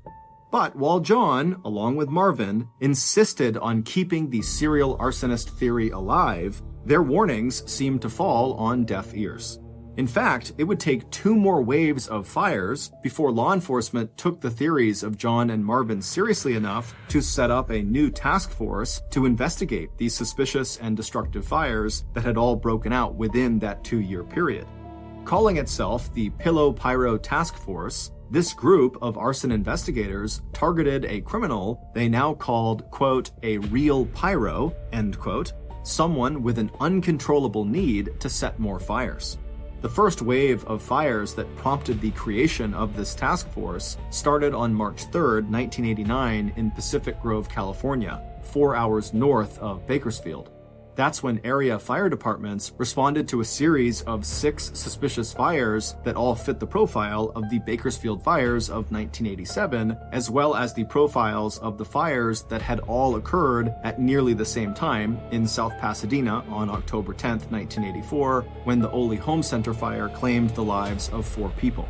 Like those earlier fires, all the Pacific Grove fires happened in retail sites during business hours, and investigators again found evidence of the now familiar time delay incendiary device made from yellow notepaper, a cigarette, and unlit matches, all hidden inside the same highly flammable polyurethane materials. After this wave of fires, which caused millions in damages but no loss of human life, Marvin once again floated his theory that the arsons were the work of an insider, and now he handed a much shorter list of names of California arson investigators to the California Office of Alcohol, Tobacco, and Firearms, asking crime techs to compare that one partial print found back in 1987 on the scrap of yellow notepaper to the names of just 10 arson investigators. Those names represented investigators, which included himself and John, whose work may have taken them to both the Bakersfield and Pacific Grove areas during the times when the suspicious fires had occurred. But, once again, there were no matches. And even Marvin had to admit that his theory of the arsons being an inside job had hit a total dead end. But no sooner had the fires in Pacific Grove cooled off than Southern California was practically lit up by a series of 19 arsons or arson attempts that took place between late June 1990 and early March 1991. This 9-month-long wave began on June 27th with a brush fire that broke out in the College Hills area of Glendale, destroying 30 homes and severely damaging another 37 properties. And this time it was John who was called to the scene and who eventually uncovered evidence that the devastating College Hills fire had probably been caused by the incendiary device that was by now a signature of the serial arsonist that would soon be the quarry of the special Pillow Pyro Task Force. More was yet to come in December when 7 retail stores in the Los Angeles and North Hollywood area went up in flames all within 3 weeks of each other, followed in March by 8 suspicious fires in Hollywood, 5 of them set on the same day, March 27th. But even after finding the signature incendiary device that John now believed traced all the way back to 1984 when Ole's home center burned to the ground, it wasn't until April 17, 1991, more than a year after the Pillow Pyro Task Force was formed, and 7 years after the fatal Ole's home center fire, that law enforcement finally got the tip that would eventually help them uncover the identity of one of the most prolific serial arsonists of the 20th century. But first, the Pillow Pyro Task Force had to catch their suspect red-handed, actually setting a fire or somehow revealing themselves as the arsonist. But thanks to a series of human errors early on in the task force's attempts to mount a surveillance operation, catching their suspect in the act took much longer than anyone on the special task force ever expected. Because right after they got their first good piece of information, their suspect was seen stopping at a drugstore to buy cigarettes and matches. The task force surveillance team was horrified to see the suspect look under the back bumper of the car they were driving and discover the location tracking device that the surveillance team had installed to monitor and record their suspect's movements. After being in place for only just a couple of days, the device had come loose, and the suspect had quickly spotted the device antenna that was practically dragging on the ground. Now, not only was the suspect on notice that they were being watched, the publicity surrounding the devastating series of fires in College Hills seemed to have scared the arsonist into putting away their matches, cigarettes, and yellow-lined paper. And for the next several months, all investigators could really do to build their case was to show employees who had been working at the time of various arson fires that had taken place in the last 4 years to see if any of those employees could pick the suspect out of a photo lineup. Even John and his colleague Marvin, who had long suspected the presence of a serial arsonist in Southern California, had no new ideas or information to offer frustrated investigators, except to say, hurry up, because it was only a matter of time before this arsonist would feel compelled to strike again, no matter the risk of discovery. And in the meantime, the Glendale Fire Department had plenty to do, putting out the brush fires that were burning up the surrounding dry fields and hillsides, along with a suspicious fire that had burned down a stage set at Warner Brothers studio in Burbank. The fire at Warner Brothers happened on November 22, 1991, a full 7 months after the Pillow Pyro Task Force had identified its new suspect. If, as John suspected, that fire had actually been the work of that suspect, it meant that their serial arsonist was back in business. And in the end, as John had predicted, it was the arsonist's growing need to go to the scene of the fires they had set that led to the suspect's capture and arrest. Just 1 day after the fire at the Warner Brothers studio, the suspect popped up on the scene of 2 separate arson fires before the location of the fires had become public knowledge, even for someone listening in on an emergency frequency scanner. And by December 4th, 1991, task force investigators were knocking on the door of the so-called Pillow Pyro serial arsonist, whose crimes now included the destruction of millions of dollars worth of property and business revenue, and the fire-related deaths of 4 people back in the fall of 1984 at Ole's. Based on police interviews and evidence discovered in the suspect's car and home, here is a reconstruction of what happened on the night of October 10, 1984, at Ole's home center in South Pasadena, and here is how the arsonist was able to go from that night and set thousands more additional fires throughout Southern California. Back on a cool, clear night in early October 1984, the arsonist stepped through the front doors of Ole's home center on Fair Oaks Boulevard. But before setting the fire they had planned so carefully, the arsonist allowed themselves the pleasure of walking through the store aisles and enjoying the open space plan of the building. Not only was this home center filled with material that would catch fire quickly and burn very hot, it had a fire containment system that the arsonist was sure they could hijack in a way that would cause even more terror and destruction. If the plan the arsonist had in mind worked, then the floor-to-ceiling fire doors that were designed to contain a fire that happened after hours when no one was in the store would come down very quickly and maybe even trap inside the burning building some of the customers the arsonist now saw wandering through the aisles. Those customers included a middle-aged woman and a young boy who probably wasn't even 3 years old yet. The arsonist fingered the incendiary device inside of their pocket. It was simple and elegant, and just feeling the cigarette and matches rubber-banded together inside of the piece of rolled-up yellow notepad paper gave the arsonist a thrill of sexual excitement.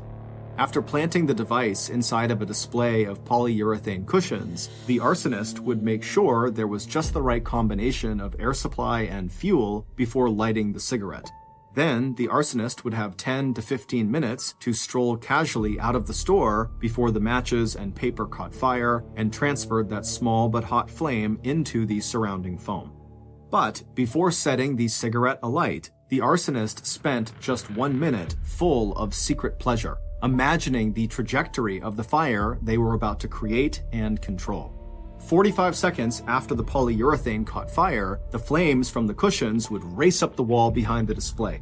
Then, the 1,000-degree heat would push its way across the ceiling and walls and melt the door locks that would in turn trigger the roll down of the north and south floor-to-ceiling fire doors. Maybe the woman and the little boy would be trapped inside of one of those areas. The arsonist could imagine the woman pulling the little boy out of the shopping cart and holding on to him as she looked down the aisles around her and saw flames boiling out towards where she was standing. There might be other people trapped in the store, employees and would-be heroes who would understand too late that what they thought was a little smoke was in fact a raging inferno, and they would try to get everyone who was still in the store outside. But they would be too late. By the time the fire shorted out all the lights, it would also burn through the ceiling into the attic, where the hot flames would find a fresh source of oxygen that would cause the fire to become even more intense and even more deadly. And by the time the first fire engine arrived, the firefighters would also be too late. The arsonist would have exposed the fatal flaw in the store's fire containment system by starting a fire so hot that the automatic roll down of the fire doors would actually prevent people from getting out and making it impossible for firefighters to rescue anyone trapped inside. The arsonist had also made sure that the emergency response, at least at first, would be inadequate, because the arsonist had set 2 other fires that evening, one that broke out at a food market in Pasadena just before 7 p.m., and another that would ignite any minute now in a display of oil-saturated potato chips at a food market just 6 blocks away. Those fires would be nothing, though, not compared to the one that was about to engulf Ole's home center. The other 2 were just diversionary fires, ones that would mean fewer fire engines would be available to respond to the truly magnificent fire that the arsonist was about to set right now. Glancing around to make sure that no one could see what they were doing, the arsonist carefully, lovingly, lit the cigarette nestled inside its yellow paper in the nest of highly flammable polyurethane foam cushions. A moment later, as he passed through the paint department, the arsonist smiled at a young woman behind the counter who was handing a set of house keys over to an older woman who must have been the younger woman's mother. A minute or 2 after that, Glendale Fire Department's crack arson investigator, John Orr, a man later known as the Pillow Pyro, left Ole's home center through the front door. John had already been to the site of the first fire he'd set that evening, a food market in Pasadena. He had stayed there just long enough to take a few pictures and impress everyone at the scene with his uncanny ability to detect exactly how the fire started. In that case, he had led the store owner over to the potato chip display and explained how quickly a fire could feed off the oil-soaked snack food. Now, John figured he had just enough time to check in on the progress of the second diversionary fire he'd set in another shelf of potato chips at a little grocery a few blocks away from Ole's. Then he would come back here in time to watch the main attraction, the total destruction of this hardware store and everything inside of it. And sure enough, by 8:30 p.m., John was standing again in the parking lot outside of Ole's home center, watching and taking pictures with his 35mm camera, even as the flames sent a tower of sparks high into the night sky, and the entire roof of the 18,000 square foot building collapsed inward. Standing near John was Billy Deal, whose wife and grandson were trapped inside of the burning building. Billy was still standing there when the sister of Carolyn Krause, the young woman who had been standing behind the counter in the paint department when John had left the hardware store at about 10 minutes before the fire broke out, approached John. When she told him that her sister Carolyn was still missing, John glanced away from the viewfinder of his camera just long enough to tell her that once they went in to look for bodies, they'd be sure to keep an eye out for Carolyn. When state investigators arrived at John's house to arrest him 7 years later on the afternoon of December 4th, 1991, they found a black canvas bag belonging to John that contained rubber bands, matches, a pack of cigarettes, and 2 cigarette lighters. And under the floor mat behind the driver's seat in the city car John drove, investigators recovered a pad of yellow-lined notepaper. But it would turn out investigators had already discovered the key pieces of evidence that would eventually put one of California's most respected arson investigators behind bars. The problem was they had dismissed those early clues as just too unbelievable to pursue, and possibly too damaging to their own public image. Because, going all the way back to 1987, Captain Marvin Casey from the Bakersfield Fire Department had very solid grounds for suspecting that the wave of fires, first in the Fresno area and 2 years later in the Pacific Grove area, were the work of a professional firefighter.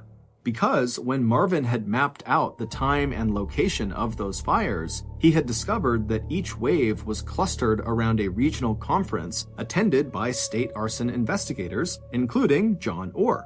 And once investigators had recovered the partial fingerprint from one of the crime scenes, Marvin was able to narrow his list of possible suspects down to just 10 investigators. And that list included John and 9 others who had attended both the 1987 and 1989 conferences, which meant each of the people on the list had been in the general location of the fires, and each had traveled to and from the conferences alone, which meant they would have had the opportunity to set the fires without anyone seeing them.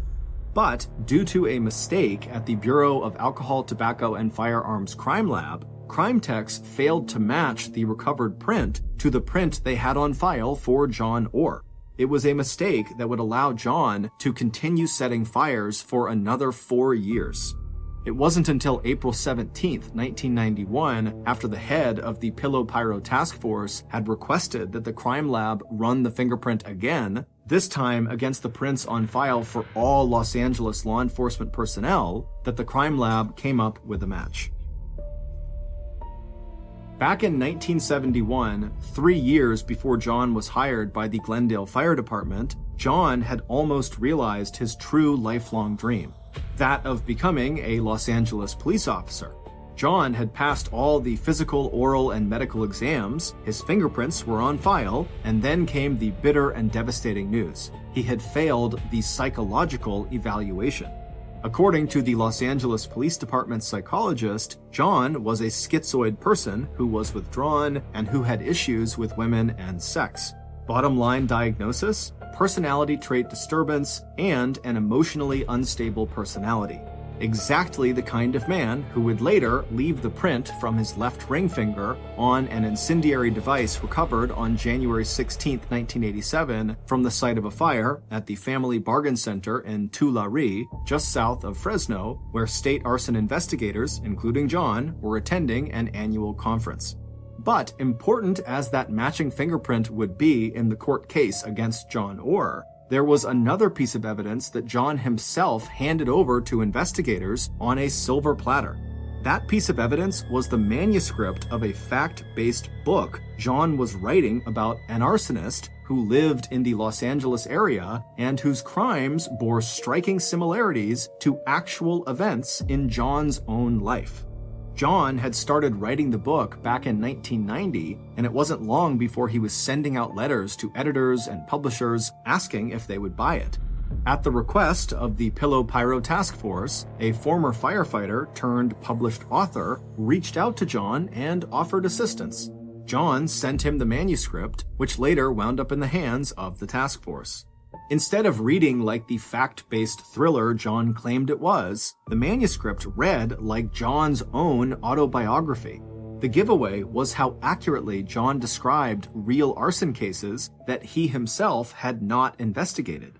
The only way he could have known so many details that had been withheld from the public or left out of official accounts was if John himself had set the fires that he had written about.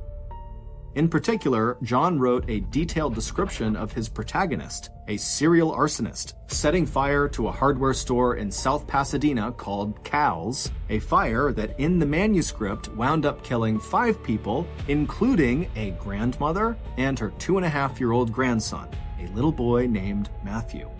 In his book, which John titled Points of Origin, a phrase that refers to the starting point of a fire, his arsonist was furious when investigators declared the hardware fire was accidental.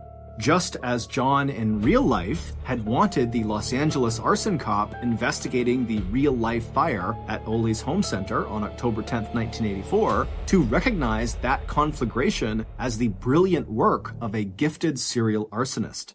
In particular, John wanted the credit he felt he deserved for the skill and artistry that he had put into creating a fire that burned so hot and fast that in the end, not everyone could escape the flames. Instead, the official report listed John's perfect arson as accidental. And in real life, John would spend the next 7 years after the fire at Ole's hardware store drawing as much attention as possible to his theory that all of these fires had been set by a serial arsonist who turned out to be none other than himself.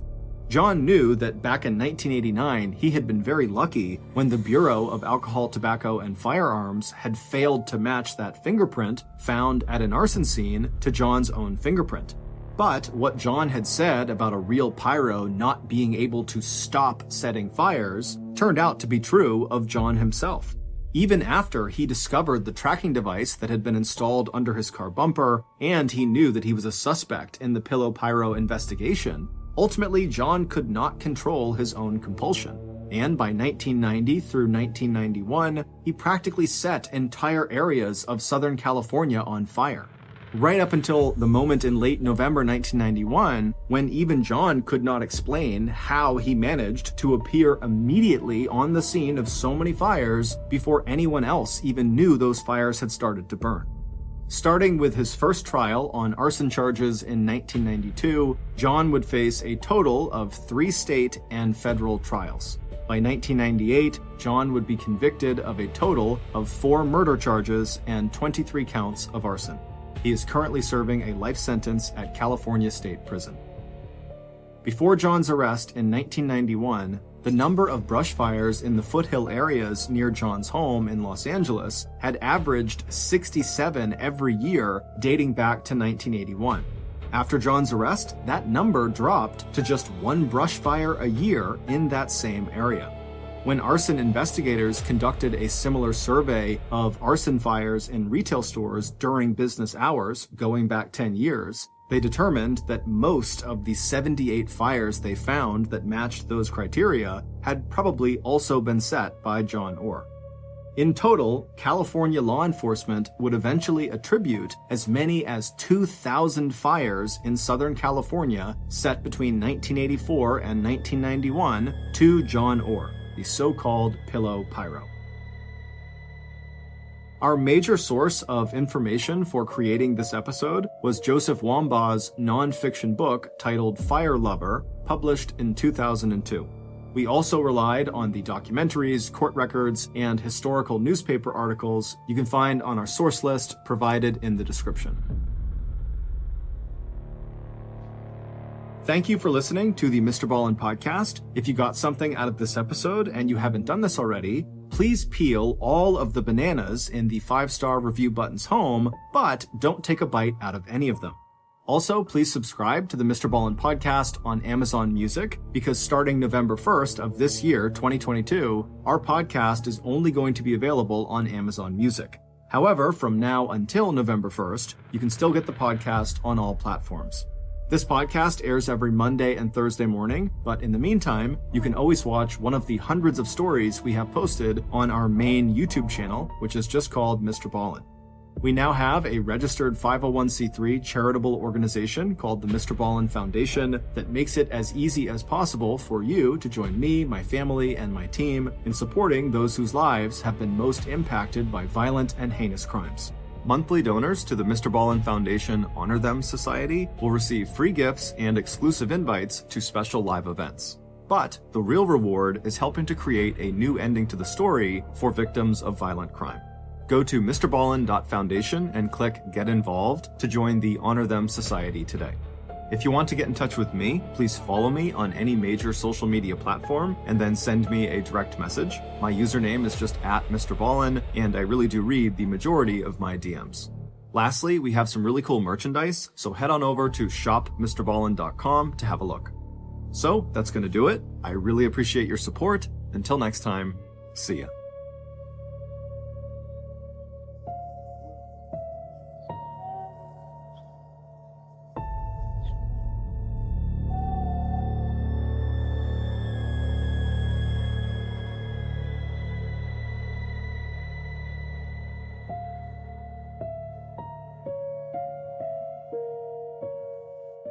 Even though today's story might initially seem like a fairly straightforward, stereotypical true crime story, I promise you, it's not. This story goes in a totally unexpected direction, and when it's over, you'll likely think, wow, I can't believe people like that actually exist. But before we get into that story, if you're a fan of the strange, dark, and mysterious delivered in story format, then you've come to the right podcast because that's all we do, and we upload twice a week. Once on Monday and once on Thursday. So, if that's of interest to you, please remove all of the foam from the Amazon Follow Button's office chair, leaving them with nothing but hard wood to sit on. Okay, let's get into today's story.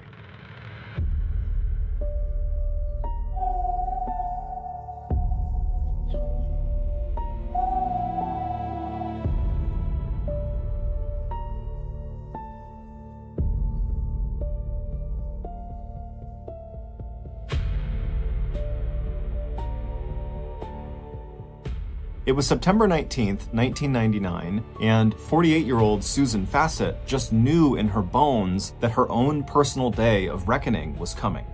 As soon as Susan stepped out of church that morning and away from the tight knot of friends all busy saying goodbye to each other, the too bright smile on her face was instantly replaced by the lines of strain and worry that seemed to get deeper every time she looked in the mirror. There was just no getting around it. Over the last 4 years, Susan had made a terrible mess of her life, and now she and her husband of 24 years would have to pay for their mistakes. The day was coming, or maybe it was already here, when she and Jeff would have to look, together and deeply, into the neglected and now poisoned core of their 24-year-long marriage. As Susan walked, pulled out her car keys, and headed towards her brand new gold Jeep Cherokee, she barely noticed the bright sun glowing through the leaves of the maple and oak trees in the woods beyond the parking lot. When she and Jeff had first moved to the tiny town of Pleasant Valley with its 9,000 residents, Susan had thought it was one of the most beautiful places on earth. And it was, with its rolling hills and acres of cornfields stitched with old colonial-style homes set on nice big lots. Pleasant Valley was one of those places that actually lived up to its name. And for Susan and Jeff, the location was perfect. They could live and raise their family in a safe, quiet, affluent community where everyone knew and watched out for one another. And the city where they both worked, the town of Poughkeepsie, 10 miles to the north, was just a 20-minute commute away.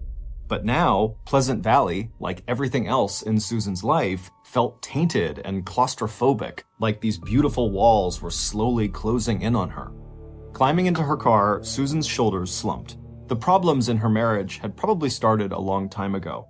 Her job as a personnel director at Poughkeepsie Town Hall and Jeff's grueling overnight shift as a lieutenant with the Poughkeepsie Police Department had left them with so little time for one another.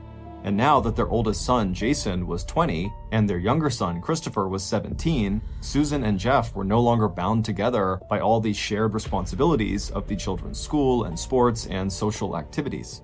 But in the last 5 years, something much worse than two people drifting apart had also happened. Because for Susan, her work, or at least the person she had met through her work, had also led her to break the wedding vows she had made so happily 24 years earlier when she promised to be faithful to her husband no matter what. Even now, after so many years that the affair felt almost as normal as her marriage, when Susan actually thought about what she was doing, she still felt shocked that these were the choices she had made. And when she said it all out loud to herself, "I am cheating on my husband, I am having an affair, Jeff does not deserve this," she knew absolutely that what she was doing was wrong. And yet, she had not stopped. She meant to stop. Every day she meant to stop. But armed with that good intention, telling herself that every meeting and every call with her lover would definitely be the last, the affair had just dragged on. And over time, Susan had told herself that the excitement and attention she got from outside her marriage actually made it possible for her to stay in her marriage. It somehow made up for the lack of emotional connection she felt she had with Jeff, and the fact that she and Jeff worked opposite schedules. She worked days, he worked nights, although that too was Susan's fault. But now, word had gotten around Poughkeepsie Town Hall that Susan was stepping out on Jeff, and worst of all, Jeff himself had recently confronted her affair partner, and despite her lover's denials, and Susan's own denials, her pretend outrage had sounded false and hollow, even to her. Just 10 minutes after driving out of the parking lot of the Pleasant Valley United Methodist Church, Susan had arrived home. As she turned away from her car and started walking through the thick carpet of fallen leaves, she noted how the outside of the cranberry red house that she shared with Jeff looked as neglected and in need of maintenance as their own marriage. A moment later, standing at the front door, Susan steeled herself, arranging her features into an expression that appeared refreshed and relaxed, the way she wanted to feel after going to church. Then she opened the door, put down her coat and purse in the hallway, and then stepped into the living room to say what would sound like a cheery hello to Jeff. But instantly, before they had even exchanged a single word, Susan could feel the tension that hung between them, and even without seeing his face, she could sense Jeff's hurt and distrust. And lately, there had been something else in Jeff's expression too. Something hard and knowing in how Jeff looked at her, the way he turned away from her in mild disgust. Just for a moment, as Susan hovered on the threshold of the room where her husband sat waiting for her, Susan wondered how other people in Pleasant Valley saw her. She knew that from the outside at least, she seemed like the last person who would be having an affair, let alone an affair that had grown as complicated as this one had somehow become. To friends and family, Susan was the quintessential mom, wife, and working woman. She was a college-educated professional who was up early in the morning and busy most nights until she went to bed. An attractive woman with curly white blonde hair, oversized glasses, a tiny but somehow appealing overbite, and a solid build, Susan mostly stood out as someone who was always willing to help other people, whether it was through her various community and church activities or in response to a direct request, even if that request came from a total stranger. In fact, except for her height, Susan was over 6 feet tall, Susan knew there was nothing about her that seemed at all out of the ordinary. At work, she was competent, well-liked, and respected, and outside of work, her daily routines seemed as transparent and predictable as her ready smile and generally upbeat attitude. On Monday nights, she attended a jazzercise class at Pleasant Valley's Jewish Community Center. On Thursday evenings, Susan attended choir practice, and on Sundays, she attended church service and helped fill the worship space with the music she loved. If Susan had any guilty pleasures at all, it was probably her devotion to the daily TV soap opera Days of Our Lives, a melodrama that she made sure to record so she could watch it every night after all her chores were done. And as soon as she hit play, she could lose herself in the stories of beautiful people whose relationships, friendships, families, marriages, and work lives were in a constant state of turmoil, like her own had so recently and secretly become. Even at home, Jeff was the only person who seemed to have any inkling of Susan's affair. Her sons, Jason and Christopher, both knew her as a loving mom who was easy to talk with and confide in, that unusual person who would listen rather than pass judgment. And Susan knew that all those traits that made her approachable and kind seemed to have been handed down to her directly from her own mother, or maybe just learned from both her parents ever since she was a child growing up on a farm 30 miles to the south in the rural town of Pauling. Susan's father, a farmer, and Susan's mother, a schoolteacher, had met in church, and while their first house had just 4 rooms, Susan and her only other sibling, a sister who was 7 years older than Susan, had always enjoyed the love and attention of their parents. And after Susan's older sister had left the farm to go to nursing school and later to settle in Connecticut, Susan also started dreaming of bigger and better things, of becoming a teacher 30 miles and a world away in the big city of nearby Poughkeepsie, population 30,000. So, after graduating from college, Susan had packed her bags, and armed with her ambitions, she had left home and headed south. But instead of becoming a teacher, she landed a job in Poughkeepsie Town Hall, where eventually, as personnel director, she would be responsible for all the activities related to hiring city employees and working out their job descriptions and benefits. And it wasn't long after her arrival in Poughkeepsie that Susan had met her future husband, Jeff Fassett, at a local bar. Like Susan, Jeff was also starting his professional career. Jeff had been born in Poughkeepsie, and after attending military college in Pennsylvania, he had returned to his hometown and joined the Poughkeepsie Police Department. A quiet, generous, and dependable man with a quick laugh, Jeff had immediately been drawn to Susan's bubbly personality, sparkling blue eyes, and a playful streak that made her fun to be around. And when Jeff and Susan, so tall in her wedding dress and heels that she could look squarely into Jeff's eyes, promised to, quote, hold from this day forward for better, for worse, for richer, for poorer, in sickness and in health, to love and to cherish until parted by death, end quote, she had meant every word of those vows. But by late afternoon on that bright Sunday, those early days of her marriage seemed so remote, Susan wondered if they had ever existed at all. Still, when she again walked into the living room, this time to ask Jeff what he would like for dinner, the finality of his simple, harsh statement to her came as a shock. Jeff looked up at Susan. "You're busted," he told her in a quiet voice. Then he turned away before saying, "Go, get out."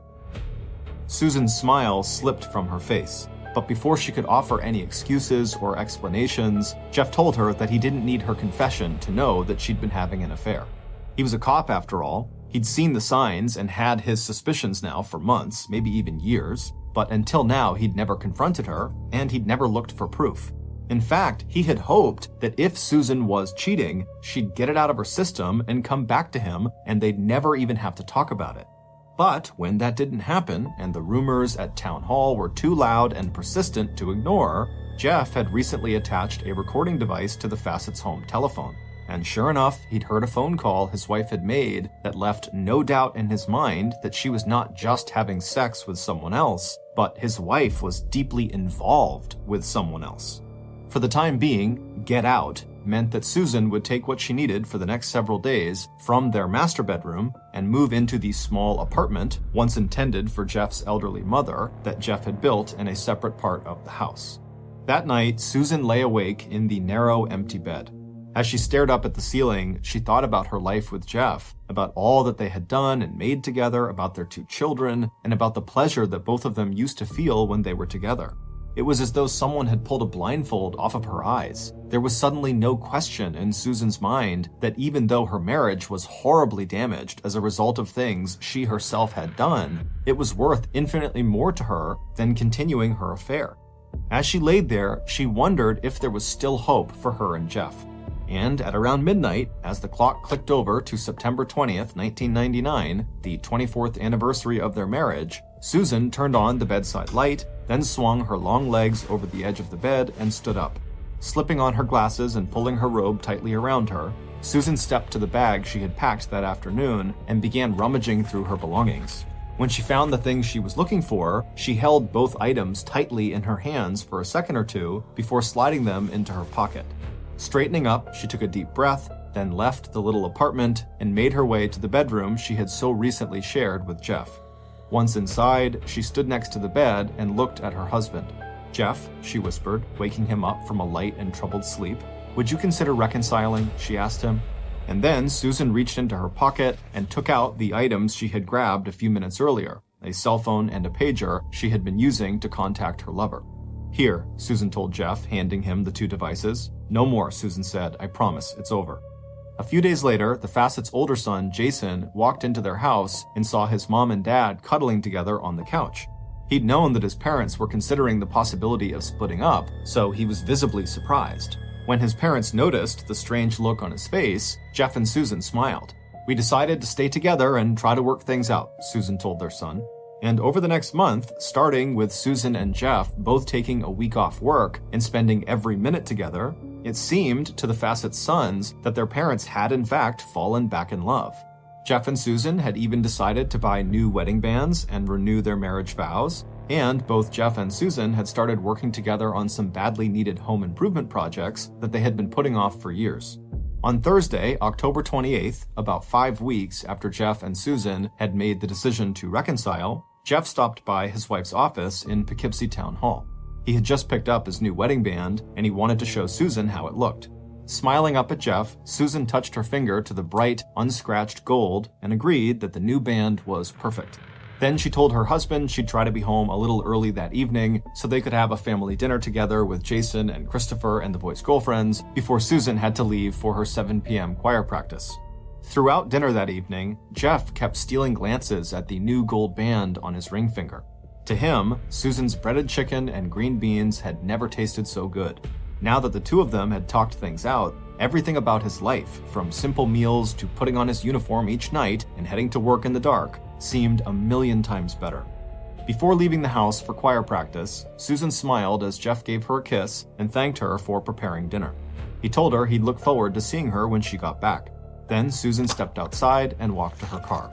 Climbing inside the Jeep, she made the short drive from her home to the big white Methodist church located at 99 Martin Road.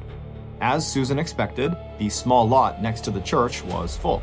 After all, with Thanksgiving and Christmas fast approaching, this was a season of music when every member of the choir showed up for their 90-minute practice.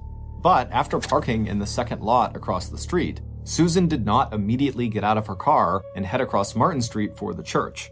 Instead, she sat for a moment inside the quiet Jeep and thought about the pager that she had not given to Jeff back on the night of October 19th when he had confronted her about her affair.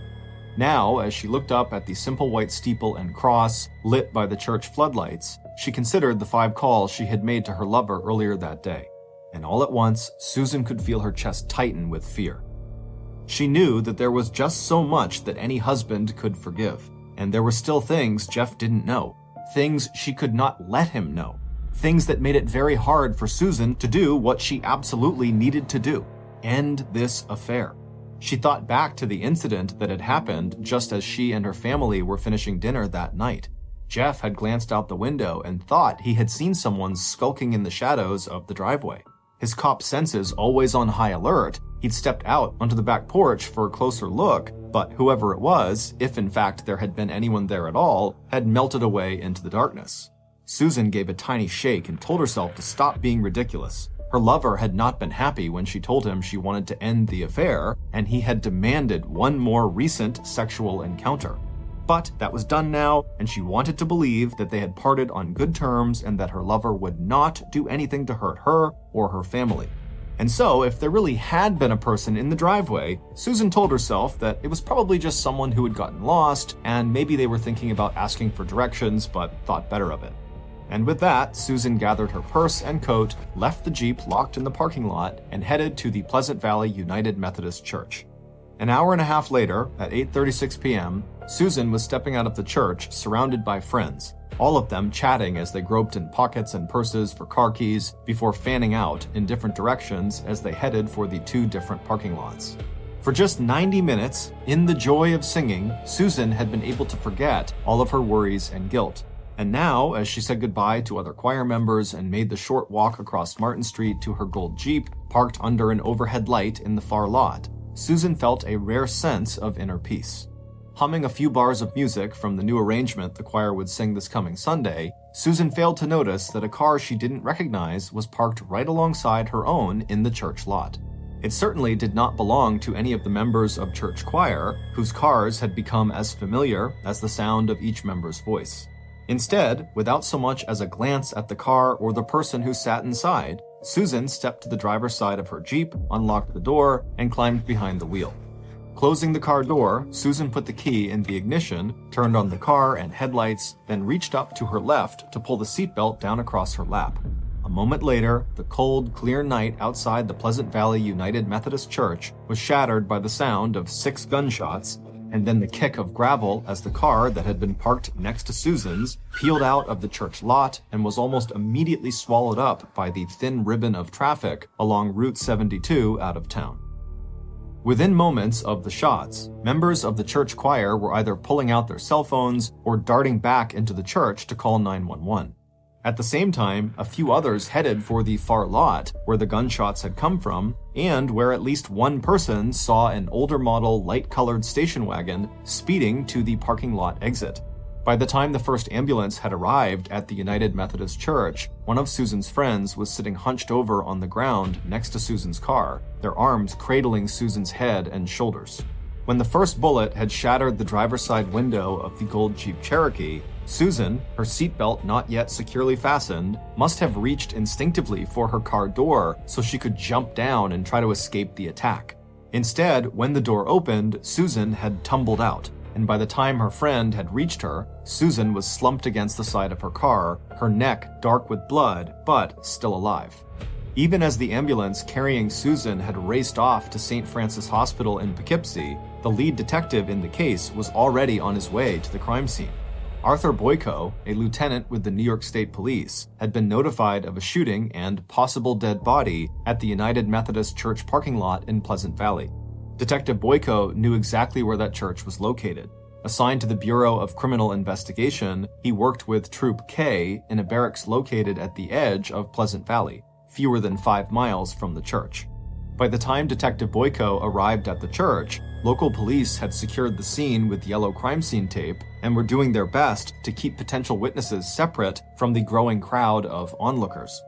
Tall, lean, and commanding with his thin face and military-style haircut, the 34-year-old detective immediately took charge of the situation. And right away, he knew that this investigation would be very, very complicated.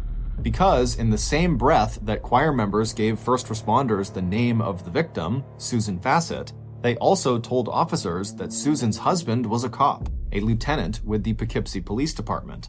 Even before forming any first impressions of the crime scene, investigator Boyko knew that most murders and attempted homicides are committed by people close to the victim, and that made Jeff Fassett an immediate person of interest, especially since, as a police officer, Jeff had a gun, a service weapon that had to be secured and tested as soon as possible. At the same time, the detective also needed to make sure that Jeff and his sons were informed of the attack on Susan. And if Susan was still alive, her family deserved the chance to visit her right away at the hospital. The decision about whether to question Jeff as a suspect or just inform him of the attack on Susan and let him go see her was made for the investigator when one of the witnesses to the shooting said that the car that had been parked next to Susan's belonged to Jeff Fassett.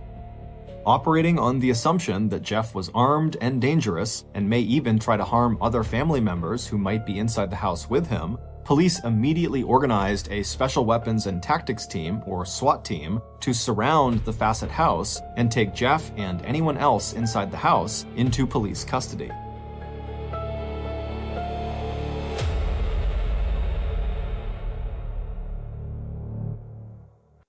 Meanwhile, back at the crime scene, Detective Boyko had assigned officers to carry out interviews with eyewitnesses, along with Susan's friends, neighbors, and co-workers at Poughkeepsie Town Hall.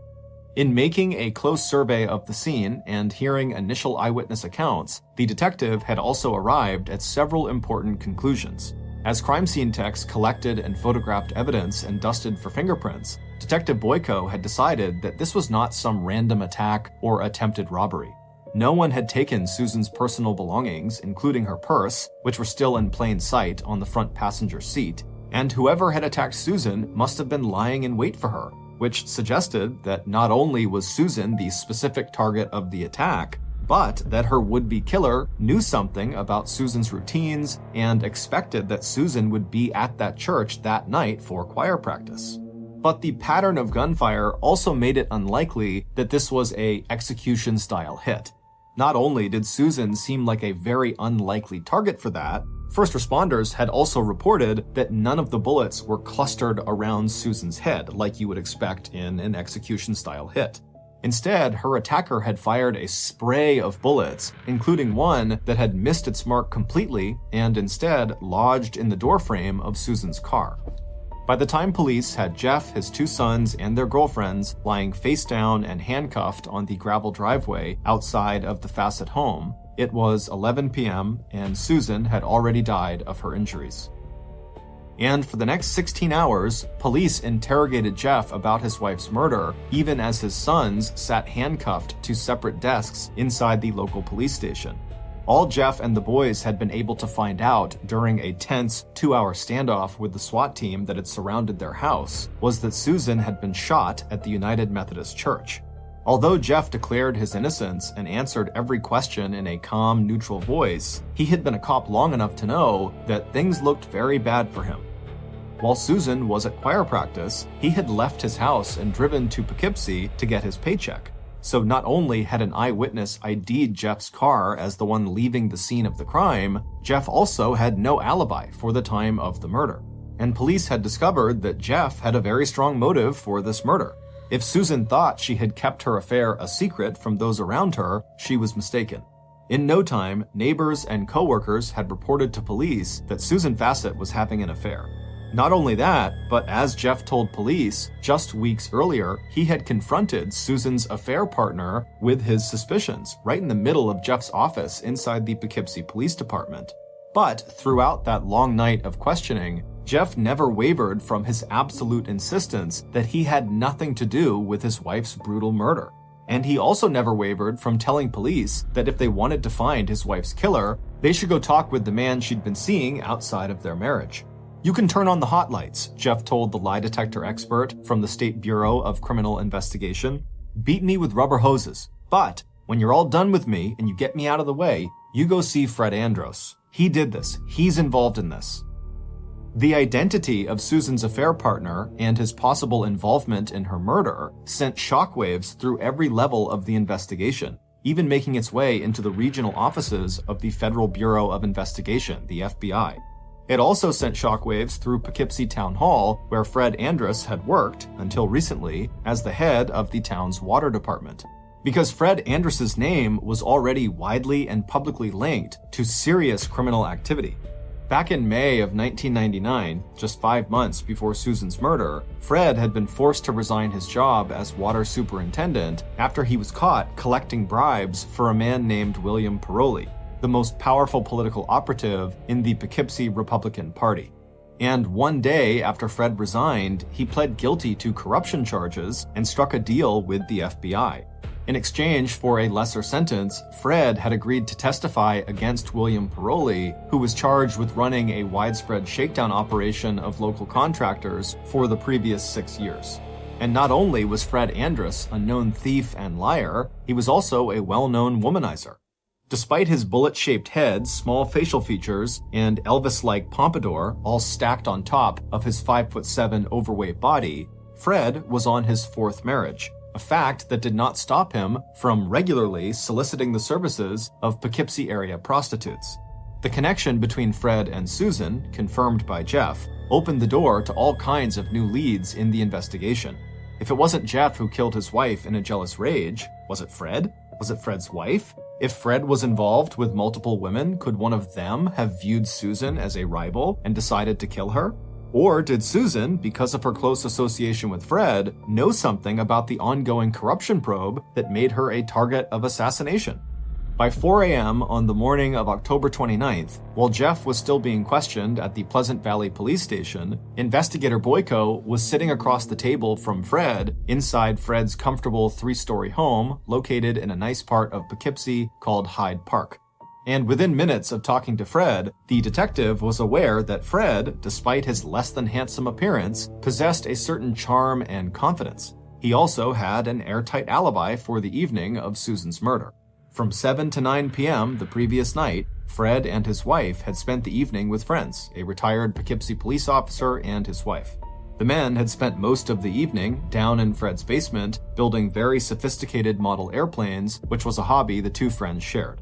As for his relationship with Susan, Fred would confirm that he had been having a 4-year-long affair with Susan, and that they had actually known each other for 16 years before that. Fred also confirmed that Susan had wanted to end their affair after her confrontation with her husband Jeff back in mid-September, but Fred insisted that it had been a mutual decision to end the affair. And when the two of them had broken it off back in September, Fred had made a full confession to his own wife, who had been generous enough to forgive him. When asked when he had last seen or had a sexual encounter with Susan, Fred disclosed that he was actually impotent and that the physical part of his relationship with Susan consisted of cuddling and kissing and companionship. According to Fred, the last time he and Susan had actually had sexual intercourse was 1.5 years ago. Although Fred was obviously distressed by the news that Susan was dead, the only subject that seemed to make the disgraced town official nervous was whether the murder could have anything to do with the ongoing corruption probe at Poughkeepsie Town Hall. Fred admitted that now that he was a witness for the FBI, he felt like he could be in danger from local bad guys. And Fred also admitted that it was possible Susan could have been in danger just because of him. Contrary to what Detective Boyko heard, that Susan's affair with Fred seemed to be public knowledge, Fred insisted that he and Susan had kept their relationship a very closely guarded secret. It seemed like a small discrepancy, but one that the investigator knew he would have to follow up on. Meanwhile, detectives also began to collect all of the communication data, telephone, pager, cell phone, and email that belonged to the key figures in the case, including Susan, Fred, and Jeff. With the help of technology experts, investigators hoped to compile a picture of who was where and who was talking to whom in the days and weeks leading up to Susan's murder. The first break in the case came on October 30th, 2 days after Susan's murder. Partial results from Susan's autopsy had revealed traces of semen inside of Susan, meaning she must have had intercourse between 24 and 48 hours before she had died. Hours later, Jeff was brought back to the police station where he told detectives that the last time he and Susan had made love was 4 or 5 days before she was killed.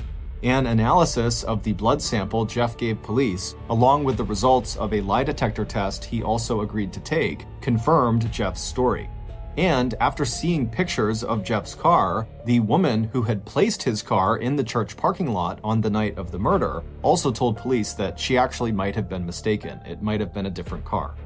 While police were still not willing to rule Jeff out as a suspect, they now knew that they had to find the man who had had sex with Susan within 2 days of her murder.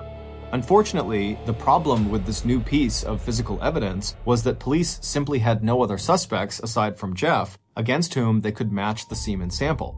So, even though police had ruled Fred Andros out as the murderer, Detective Boyko decided it was still worth following up with him, as well as with Jeff, to see if either man could shed additional light on what was happening in Susan's life or in her past that might provide any clues to her murder. Because Fred had a solid alibi for the time of the murder, and police had no evidence that linked him to the crime, there was no legal way to compel Fred to give them a DNA sample so they could rule him out as the mystery man who last had sex with Susan Fassett. But when Fred declined the investigators' request for such a sample, there was nothing to prevent Investigator Boyko from inviting Fred to have lunch with him in a public place, and then for the detective to collect a DNA sample by pocketing the straw that Fred had used to sip from his cup of water. Besides, after hearing rumors that Fred regularly solicited sex from prostitutes, investigators had to wonder if Fred had been lying when he told them he was unable to have sex. But it wasn't until mid-December, 1.5 months after Susan was gunned down, that Detective Boyko and the Bureau of Criminal Investigation would get the tip they needed to break the murder case wide open. And the story that investigators ultimately pieced together would make Susan's favorite soap opera, Days of Our Lives, look like a happy fairy tale written for kids. Based on what investigators discovered, here is a reconstruction of what happened on the night of Thursday, October 28th, when Susan left the United Methodist Church in Pleasant Valley and hummed her way across the parking lot to her brand new gold Jeep Cherokee. As soon as the killer arrived at the church, they saw that their timing was perfect. Susan's distinctive Jeep was parked in the lot farther away from the church, and there were several empty slots on either side of the Jeep. A moment later, the killer had backed the old Taurus station wagon with the fake license plates into the empty space next to the Jeep. Now, the front passenger seat of the Taurus was directly across from the driver's side of the Jeep. As the killer hoisted their bulky frame from the driver's side into the passenger seat, they put the passenger side seat back all the way so anyone looking at the Taurus would think the car was empty. Reclining in the dark, the killer tried to slow their racing heart. Earlier that evening, the killer had actually gone directly to Susan's house to see if they could get a clean shot at her while she was eating dinner with her family, or if she stepped outside alone onto the back porch. But the killer had barely made it halfway up the driveway before Susan's husband had suddenly come out the back door and begun to make a slow circuit of the house while calling out if anyone was out there. That had been even worse than what had happened 4 days earlier, on Monday, October 25th, when the killer had driven to the Pleasant Valley Jewish Community Center, intending to kill Susan there, but the center had been too crowded, and Susan's car wasn't there, so the killer had just left. But now there was no turning back. It had been made very clear to the killer that Susan was not dead by the end of tonight, that very bad things would happen to the killer's own family. Closing their eyes in the dark, the killer could see the photographs spread out on the kitchen table in front of them. The killer's son, each sibling, each aunt, each stepchild, all pictured alone, all vulnerable to some terrible accident, including murder. It would be a shame if anything happened to them, the person sitting across the table had said in that low monotone that had somehow always sounded so threatening and dangerous. The choice was clear: Susan or the killer's own loved ones. And at 4 p.m. that afternoon, the killer was driving away from their home in the Catskill Mountains, 1 hour south to Pleasant Valley.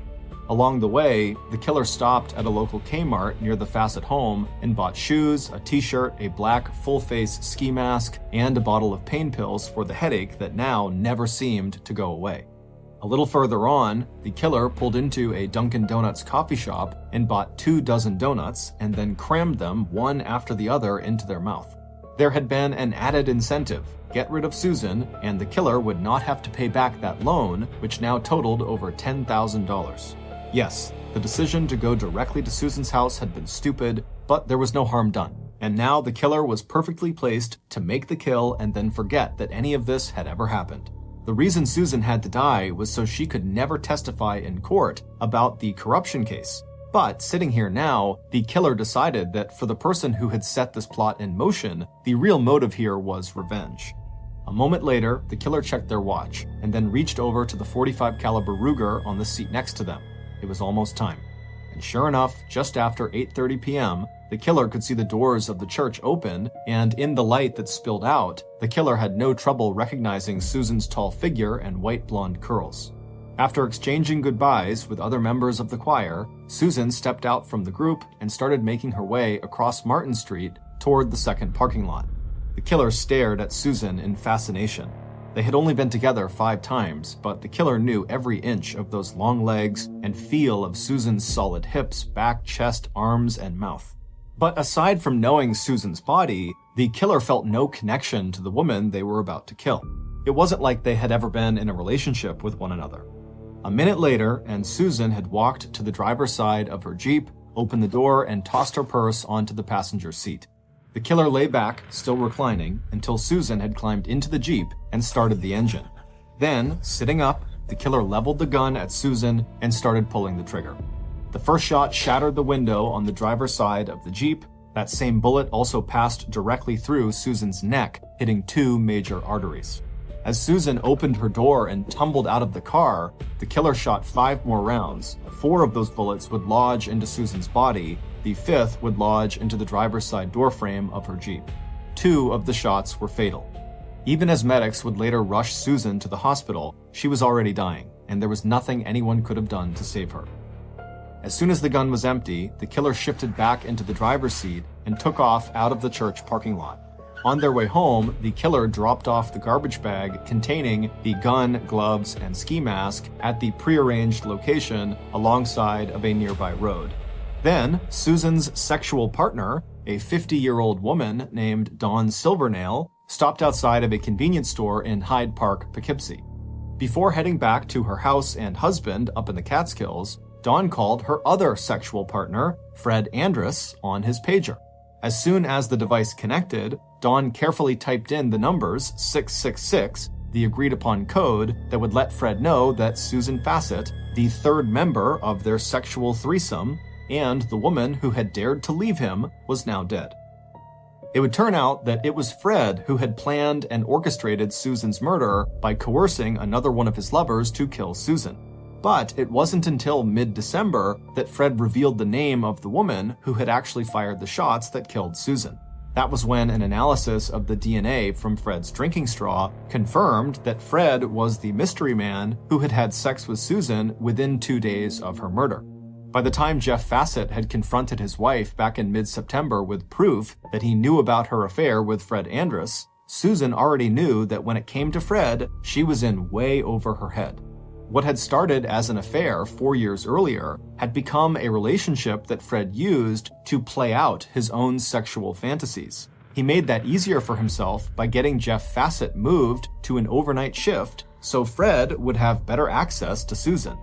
In addition to Fred's relationship with Susan, he had also been involved with a woman named Dawn Silvernail. The two had first met back in 1977 over Citizens Band Radio, where Fred went by the name Neptune and Dawn went by the name Footloose.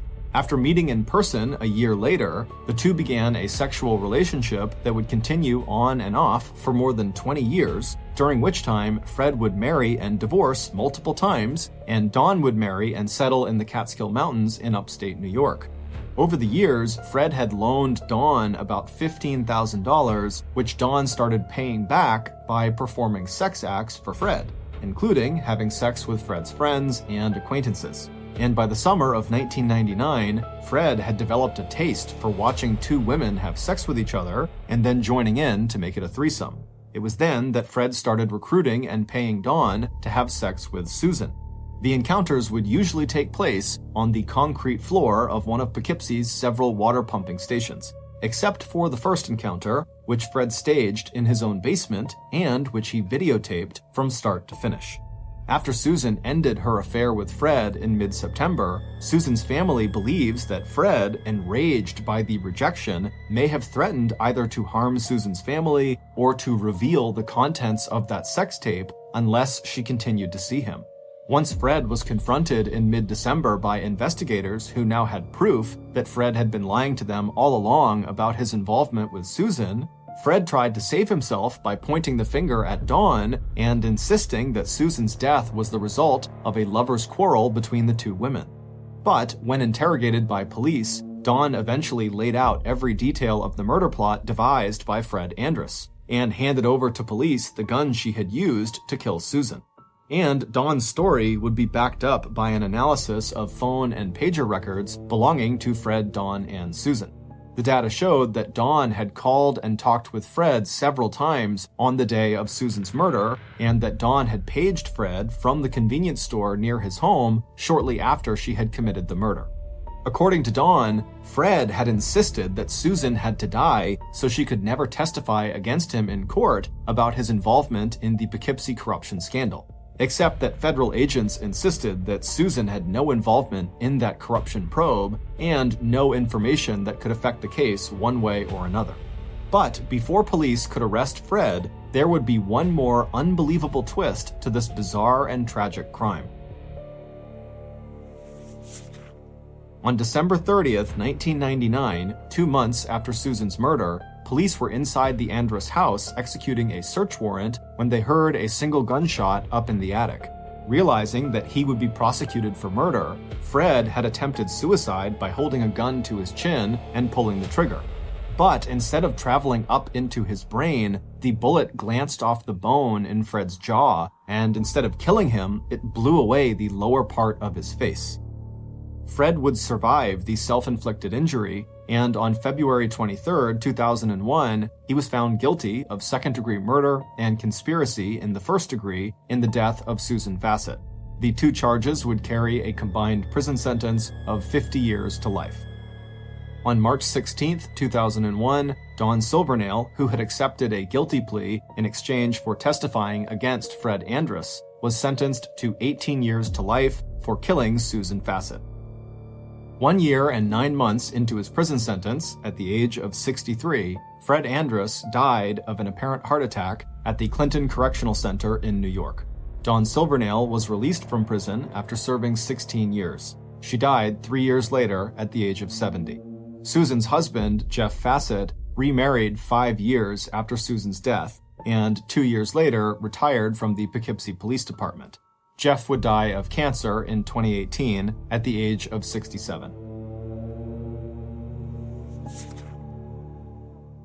Thank you for listening to the MrBallen podcast. If you got something out of this episode and you haven't done this already, please remove all of the foam from the Amazon Follow Button's office chair, leaving them with nothing but hardwood to sit on. This podcast airs every Monday and Thursday morning, but in the meantime, you can always watch one of the hundreds of stories we have posted on our main YouTube channel, which is just called MrBallen. Consider donating to our charity. It's called the MrBallen Foundation, and it provides support to victims of violent crime as well as their families. Monthly donors to the MrBallen Foundation Honor Them Society will receive free gifts and exclusive invites to special live events. Go to mrballen.foundation and click Get Involved to join the Honor Them Society today. If you want to get in touch with me, please follow me on any major social media platform and then send me a direct message. My username is just @MrBallen, and I really do read the majority of my DMs. Lastly, we have some really cool merchandise, so head on over to shopmrballen.com to have a look. So that's going to do it. I really appreciate your support. Until next time, see ya.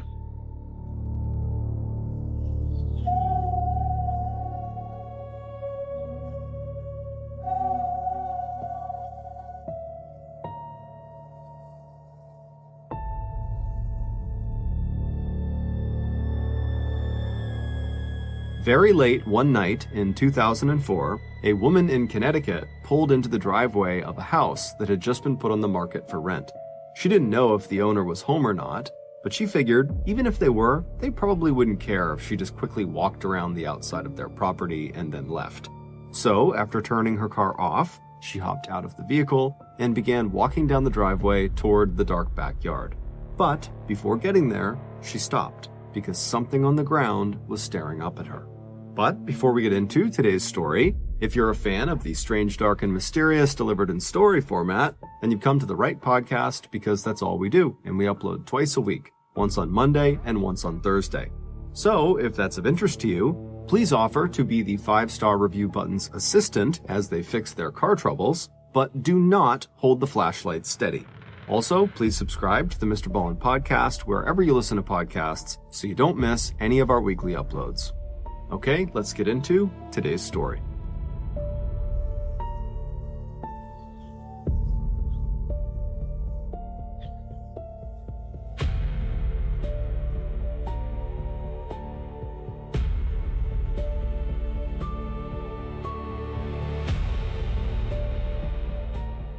It was early March 2004, and Dr. Eugene Malov was a man who had just received very good news. As the scientist headed from his home in Pembroke, New Hampshire, to his small publishing company located just 7 miles away in Concord, he looked out the window of his dark green Dodge Caravan minivan. The narrow local road that would take him to Route 3 and then north to the state's picturesque capital was hemmed in on both sides by a thick border of trees. No matter how many times Eugene made this drive, he was always struck by the natural beauty that surrounded him. And now, as he looked at the postcard perfection of the New Hampshire mountains, forests, and rushing streams, he suddenly felt hopeful that the research he was doing would help preserve the beauty of this environment for generations to come. If his 2 children and his brand new first grandchild were going to enjoy the cool summers and clean air that he'd grown up with, then the United States and the world had to find a power source that was cleaner, cheaper, and safer than burning natural gas or fossil fuels. And Eugene, along with a small handful of other scientists, was absolutely positive that he already knew what that power source was: cold fusion. Also known as low-level nuclear reaction, cold fusion is a revolutionary way to create unlimited energy by forcing a nuclear reaction to take place at room temperature and under normal pressure. It's actually the same kind of reaction that triggers the energy released by the explosion of an atomic bomb. The very good news that Eugene had read that morning was in an email from a high-profile science writer saying that the U.S. Department of Energy had finally agreed to review all the research and evidence supporting cold fusion as a viable energy alternative that should be funded and studied at the government level. Although the upcoming review was not yet public knowledge, Eugene knew that the implications were potentially huge, because up to that point, cold fusion was mostly ridiculed as being a foolish idea straight out of a science fiction novel. But now, if the government stamped their approval on cold fusion, it would totally disrupt the world energy production industry. And more specifically, it would cost jobs and money for a lot of people who worked or invested in fossil fuels. The concept of cold fusion had first made public headlines back in 1989 when two electrochemists working at the University of Utah claimed to have discovered the chemical process that led to cold fusion. And for a while, it was the breakthrough in energy research that everyone, including Eugene, was buzzing about. But when no one else could replicate the scientists' results, it didn't take long before people began accusing the electrochemists of faking their results, that cold fusion was just a hoax. But over the years, after reviewing all the science and data, Eugene had gone from being a member of the mainstream cold fusion skeptics club to conducting his own experiments and research that convinced him that cold fusion was possible. In fact, as far as Eugene was concerned, cold fusion was not just a theory. It was a scientific certainty that would transform people's lives and save the planet from global warming. And, especially with the US Department of Energy review adding to his credibility, Eugene knew that he had the brilliance and academic pedigree to totally back up his claim that cold fusion was not just a crazy pipe dream. Back when he was just 23 years old, Eugene had earned both an undergraduate and advanced degree in aeronautical and astronautical engineering from the Massachusetts Institute of Technology in Cambridge, Massachusetts. This college, which is known more commonly by its acronym, MIT, is one of the top science universities in the world. 5 years later, he'd graduate from Harvard, another top-ranked university, also located in Cambridge, Mass., with a doctorate in environmental health sciences. But to his friends and his family, Eugene had never been known as a straight-laced, boring academic. While he did love to talk endlessly about his latest experiments in global warming and cold fusion, he also had a totally zany sense of humor and a big personality to boot that often made him the life of any party he attended. Eugene's interest in science extended far beyond the laboratory. He didn't just research the development of new energies, he wrote about the futuristic ways they could be applied. When he was 34, he co-authored a paper about using solar sails to travel to Alpha Centauri, the star closest to the sun. And as a science journalism teacher at both MIT and Boston University, Eugene was popular for his ability to teach students how to turn dry, technical, and scientific findings into language that could capture the public's interest and imagination. In fact, in 1987, because of his acclaim as a scientist who was also a gifted writer, MIT offered Eugene the job of becoming the university's national and local media contact for MIT research, and the chief science writer and director in charge of reporting on all MIT research for the MIT University newspaper, Tech Talk. And during all that time, Eugene continued focusing his energy and genius on what had become his personal crusade, exploring and understanding cold fusion.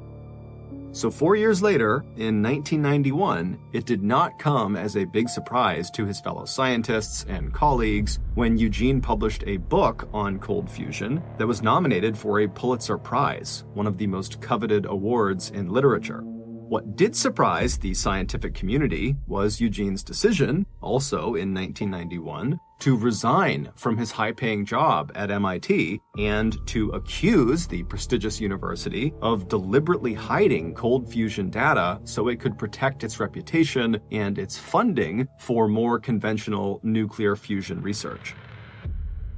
After leaving MIT, Eugene totally embraced his new role as an outsider, a highly respected and credentialed scientist and writer who challenged his more traditional and mainstream colleagues to push the limits of invention and theory. He began working as a consultant to US corporations and investment firms doing research and development in cold fusion. In late 1994, he founded his own magazine called Infinite Energy, and with the money from an anonymous donor, he also set up his own nonprofit organization called New Energy Foundation that built a laboratory for testing new technologies. In 1998, Eugene was the technical advisor for the Hollywood thriller The Saint that centers around the theft of a newly discovered formula for cold fusion. Now, in 2004, as Eugene drove along the beautiful New Hampshire country roads, he was known not only for his brilliance and unconventional career path, but for his outspoken and sometimes combative criticism of big oil and the mainstream energy science community. As Eugene turned right onto New Hampshire Route 3, the narrow highway that would take him the rest of the way to his office in Concord, he'd already decided on the headline for the article he'd be writing for the May-June issue of his magazine, Infinite Energy. It would read, U.S. Department of Energy commits to re-examine cold fusion, 15 years of evidence for low-energy nuclear reactions. After pulling into a parking space out front of his magazine headquarters, Eugene hopped out of his car and headed inside where he celebrated this victory with his little 4-person staff. Over the next few weeks, Eugene put off everything else in his life so he could work exclusively on the article for the next issue of Infinite Energy. And only when it was finished did he really turn his attention to another, totally separate, personal problem that had been coming to a head over the last several months. Back in the spring of 2003, a little more than 1 year before the review of cold fusion was announced, Eugene's parents were ready to sell their house in Norwich, Connecticut, where Eugene had grown up. Eugene's dad had been a plumber, and his mom had been a math teacher, and then once they retired, they moved away from Norwich. And for more than a year, the white craftsman-style home on Salem Turnpike in the middle of the old mill town in eastern Connecticut had been sitting vacant. But Eugene, who was an only child, had very fond memories of the house with its arched windows and doorway. He'd spent hours when he was young lying out in the backyard of that house, looking up at the stars while he imagined scenes from the hundreds of science fiction books he loved to read. So he persuaded his parents not to sell the property, but to rent it out instead. This way, they could keep the place that held so many happy memories, and Eugene, who said he would manage the property for a small fee, could pull in some much-needed extra income. Ever since Eugene had left his high-paying job at MIT to focus on his magazine and foundation, money had become tight, especially in the last year when his fundraising efforts had fallen short and he'd been forced to shut down the research lab at Infinite Energy and lay off 3 of his lab technicians. Eugene had even gotten his own real estate license to help cover family expenses and keep his magazine afloat, but it still just wasn't really enough. And so this rental property opportunity was a lot more than just nostalgia. This was a big financial opportunity for Eugene and his wife of 34 years, Joanne. So in May of 2003, Eugene's first tenants at his family's home moved in, Patricia and Roy Anderson. And at first, everything was great. Then, in January and February of 2004, the couple missed paying their rent. As a licensed real estate broker, Eugene knew that he could have started eviction proceedings within 2 weeks of non-payment. But Eugene and his parents did not want to just kick the couple and their 26-year-old son off the property unless that was their absolute only option. But after months of sending the tenants dozens of legal notices that rent was due and never hearing a word back, the matter unfortunately went to mediation, which is when a neutral third party steps in and helps the 2 sides resolve their issues. Eugene and the tenants would eventually work out an agreement that gave the Andersons until mid-April 2004 to move out of the house. And, true to their word, the Andersons would leave on time, and they would move into a new apartment about 20 minutes away. But despite getting the property back, Eugene knew that it was not ready to be rented out again. Soon, he would have to get over there and make some repairs and do some lawn work, and remove some belongings that the Andersons appeared to have just left behind. But for now, with the May-June issue of Infinite Energy finally out on the newsstands, Eugene, who had not had a day off in weeks, decided to take a little break from his responsibilities. So he and Joanne arranged to take a short vacation and go to Seattle, Washington to visit their newly born first grandchild. This flexibility was one of the things that Eugene had enjoyed the most since leaving MIT. He missed the big paycheck, but really, Eugene had never been much of a 9-to-5 company man. Still strong and in good shape, with receding but still thick dark hair, a graying beard, and glasses, Eugene threw himself into physical work and social get-togethers with the same energy that he brought to conducting cold fusion experiments in the basement of his New Hampshire home. His wife, Joanne, was just as outgoing and sociable as her husband, so they were both excited about seeing their daughter and son-in-law, meeting the new grandbaby, and exploring the largest city in the Pacific Northwest. And once there, everyone knew that Eugene would spend at least a few hours in various Seattle coffee shops chatting with environmentally conscious hipsters about global warming. Before leaving for Seattle, Eugene had emailed his colleagues in the scientific community about the pending Department of Energy review of cold fusion, and he urged them to make the potential role for cold fusion a key issue in the 2004 presidential campaign that was now underway. It was clear Eugene wanted to rattle a few cages amongst the cold fusion skeptics. After returning a few days later from Seattle, all Eugene really wanted to do was dive right back into his cold fusion research. But before he could do that, he knew he had to head back down to Connecticut and prep the family property so it could be rented out again. So, bright and early on Friday, May 14th, 2004, Eugene put on his khaki work pants and white t-shirt. He hopped into his Dodge Caravan, decorated with cold fusion decals, and made the 2.5-hour drive south to begin the big cleanup. Eugene liked physical work, and he was actually looking forward to getting the property back in shape. The mediation/eviction process had been quite stressful, and it had cost him some money, but in the end, both he and the Andersons had actually parted on good terms. When Eugene arrived at 119 Salem Turnpike, he felt a familiar sense of affection for the place where he had grown up.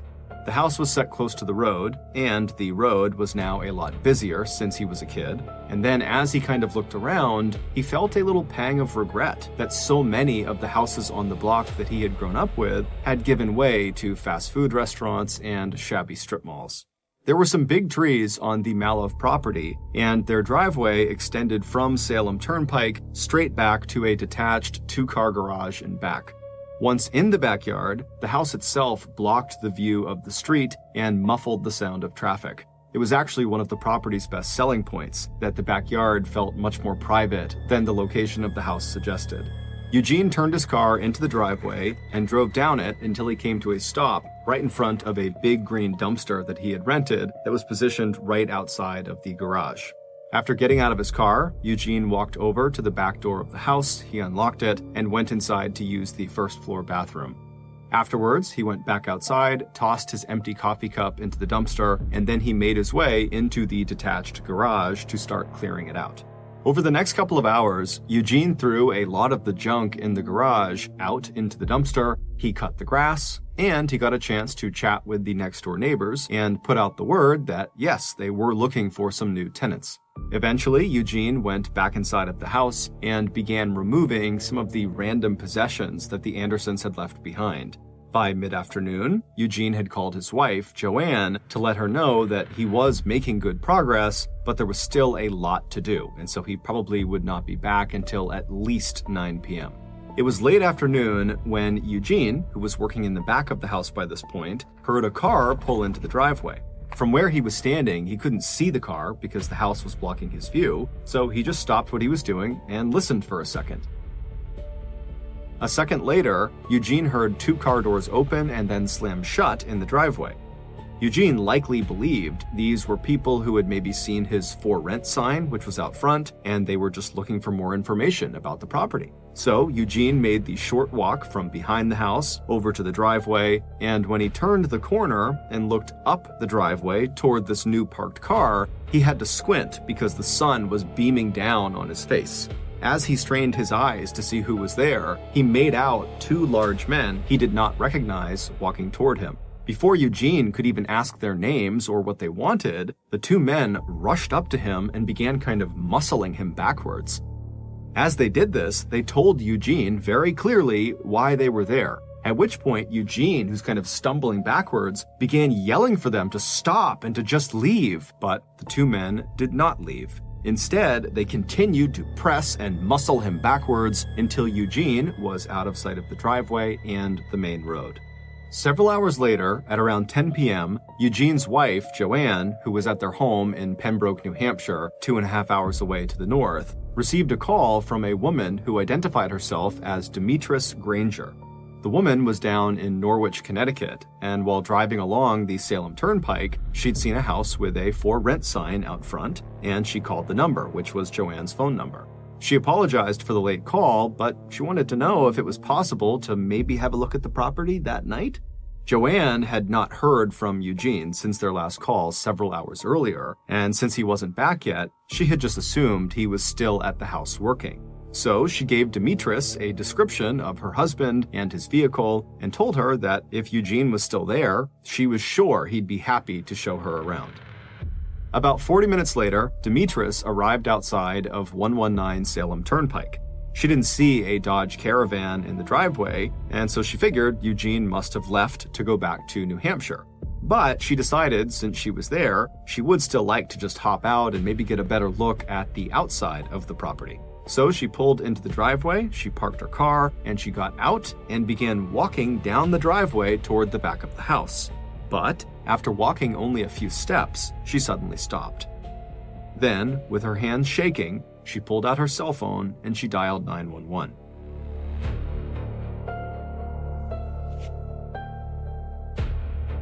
This podcast is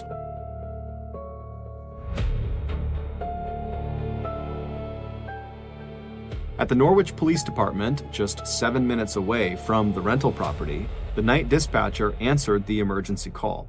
Demetrius told them she was at 119 Salem Turnpike and that she was looking down at the mangled body of a man lying face up in a pool of blood on the driveway.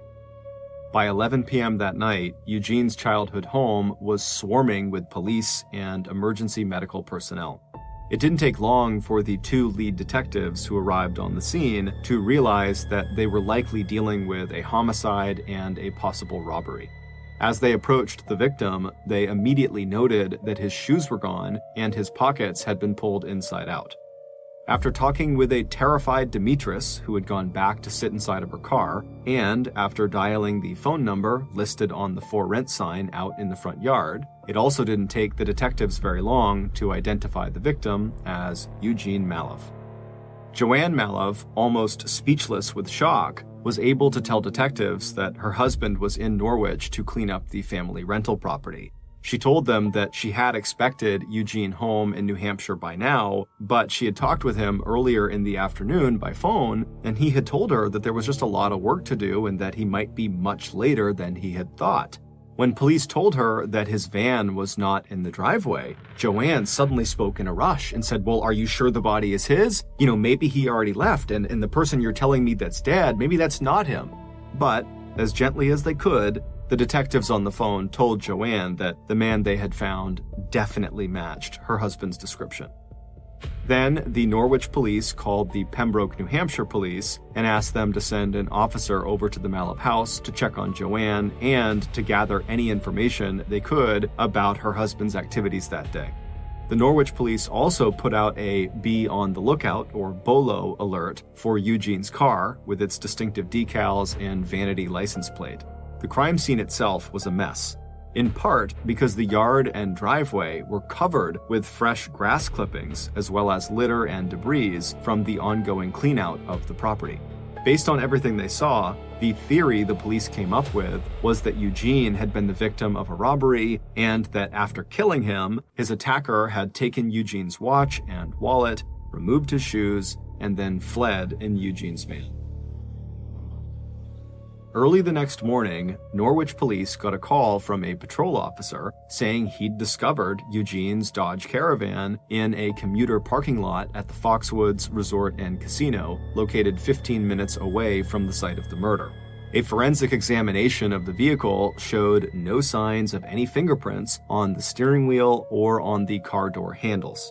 The engine and exhaust pipe were cool to the touch when the car was found, so police knew it had not been driven recently and was probably left there immediately after the murder. Security cameras at Foxwoods didn't help either. The night had been cloudy, damp, and hazy, and there was no footage that showed the vehicle or its driver entering the lot or parking the van. The only time frame that the police could come up with for the killing was that it must have happened between early afternoon, when Eugene called Joanne, and 8:30 p.m., which was when a neighbor had noticed that the Dodge Caravan was no longer parked in the driveway. Within 24 hours of the murder, the news that a prominent MIT scientist and cold fusion advocate had been found dead was making local and national headlines. And it didn't take long before the brutal but straightforward robbery-homicide theory got a lot more complicated. Even as police in New Hampshire interviewed Joanne Malov and her 2 children, and police in Norwich started tracking down other persons of interest like the Malovs' former tenants, the science community that studied nuclear and cold fusion, as well as other potentially significant alternatives to fossil fuels, began buzzing with rumors and speculation. And the lead detectives on the Malov case were about to get swept up into a high-stakes world of scientific research and intrigue. As police started interviewing Eugene's colleagues and co-workers, his closest friends in the scientific community hinted to police that not everyone would have wanted Eugene to succeed in his quest to discover the secret of cold fusion and a potentially unlimited source of cheap energy. And based on those rumors, and the fact that Eugene's vehicle had been found several miles away with no fingerprints on it anywhere, people began to speculate that this could have been a professional hit or maybe a revenge killing. And these speculations quickly began to appear in the media, with headlines like, "Were those with financial stakes in the big gas and oil companies trying to stop cold fusion research?" Meanwhile, police interviews with the Malov family quickly confirmed that no one in the family had either the motive or opportunity to kill Eugene. But when Joanne told police about the eviction proceedings against Roy and Patricia Anderson that Eugene had been directly involved in, police quickly turned their attention to tracking the former tenants down. Almost immediately, they got a tip from a neighbor who had been friendly with the Andersons that led police to the Andersons' 26-year-old son, Chad Schaefer, who had lived in the house on 119 Salem Turnpike with his parents. And Chad, who was totally shocked at the news of Eugene being found dead, would tell police that he was not directly involved in the eviction proceedings. That was something that Eugene and his parents handled. But his impression was that his parents and Eugene had ended things on relatively good terms. When asked, Chad told police that he had been at his apartment with his girlfriend and newborn baby on the day of the murder. As for his parents, he didn't know for sure where they had been on the day of the murder, but he believed with relative certainty that they had been at their new house in Montville, Connecticut. So police would go to Roy and Patricia's house in Montville, and the couple would be just as shocked by the news about Eugene as their son was, and they would say they were home on the day that Eugene was killed. And when asked about the eviction, Roy and Patricia's story would match their son's. They said that they had not been happy about being evicted, obviously, but ultimately they had managed to end things on fairly good terms with Eugene and his family. And so after the police left the couple's home, they realized that they had no leads. Everything had turned into a dead end. Everyone had an alibi and no one knew what happened. But soon, the police would catch a huge break, or so they thought. Within days of Eugene's body being discovered, the police actually arrested 2 men for the murder. The men had been on a drug-fueled burglary spree in the Norwich, Connecticut area at the same time that Eugene was killed, and so they seemed like the perfect suspects. But after being held in jail for 4 years, it would turn out the state's forensic lab had actually mishandled a key piece of evidence, falsely linking the 2 burglars to the homicide. While the 2 men would go on to be tried in court for their burglary spree, the state had no choice but to drop the murder charges against them and apologize. But that mistake was much more than just embarrassing for law enforcement.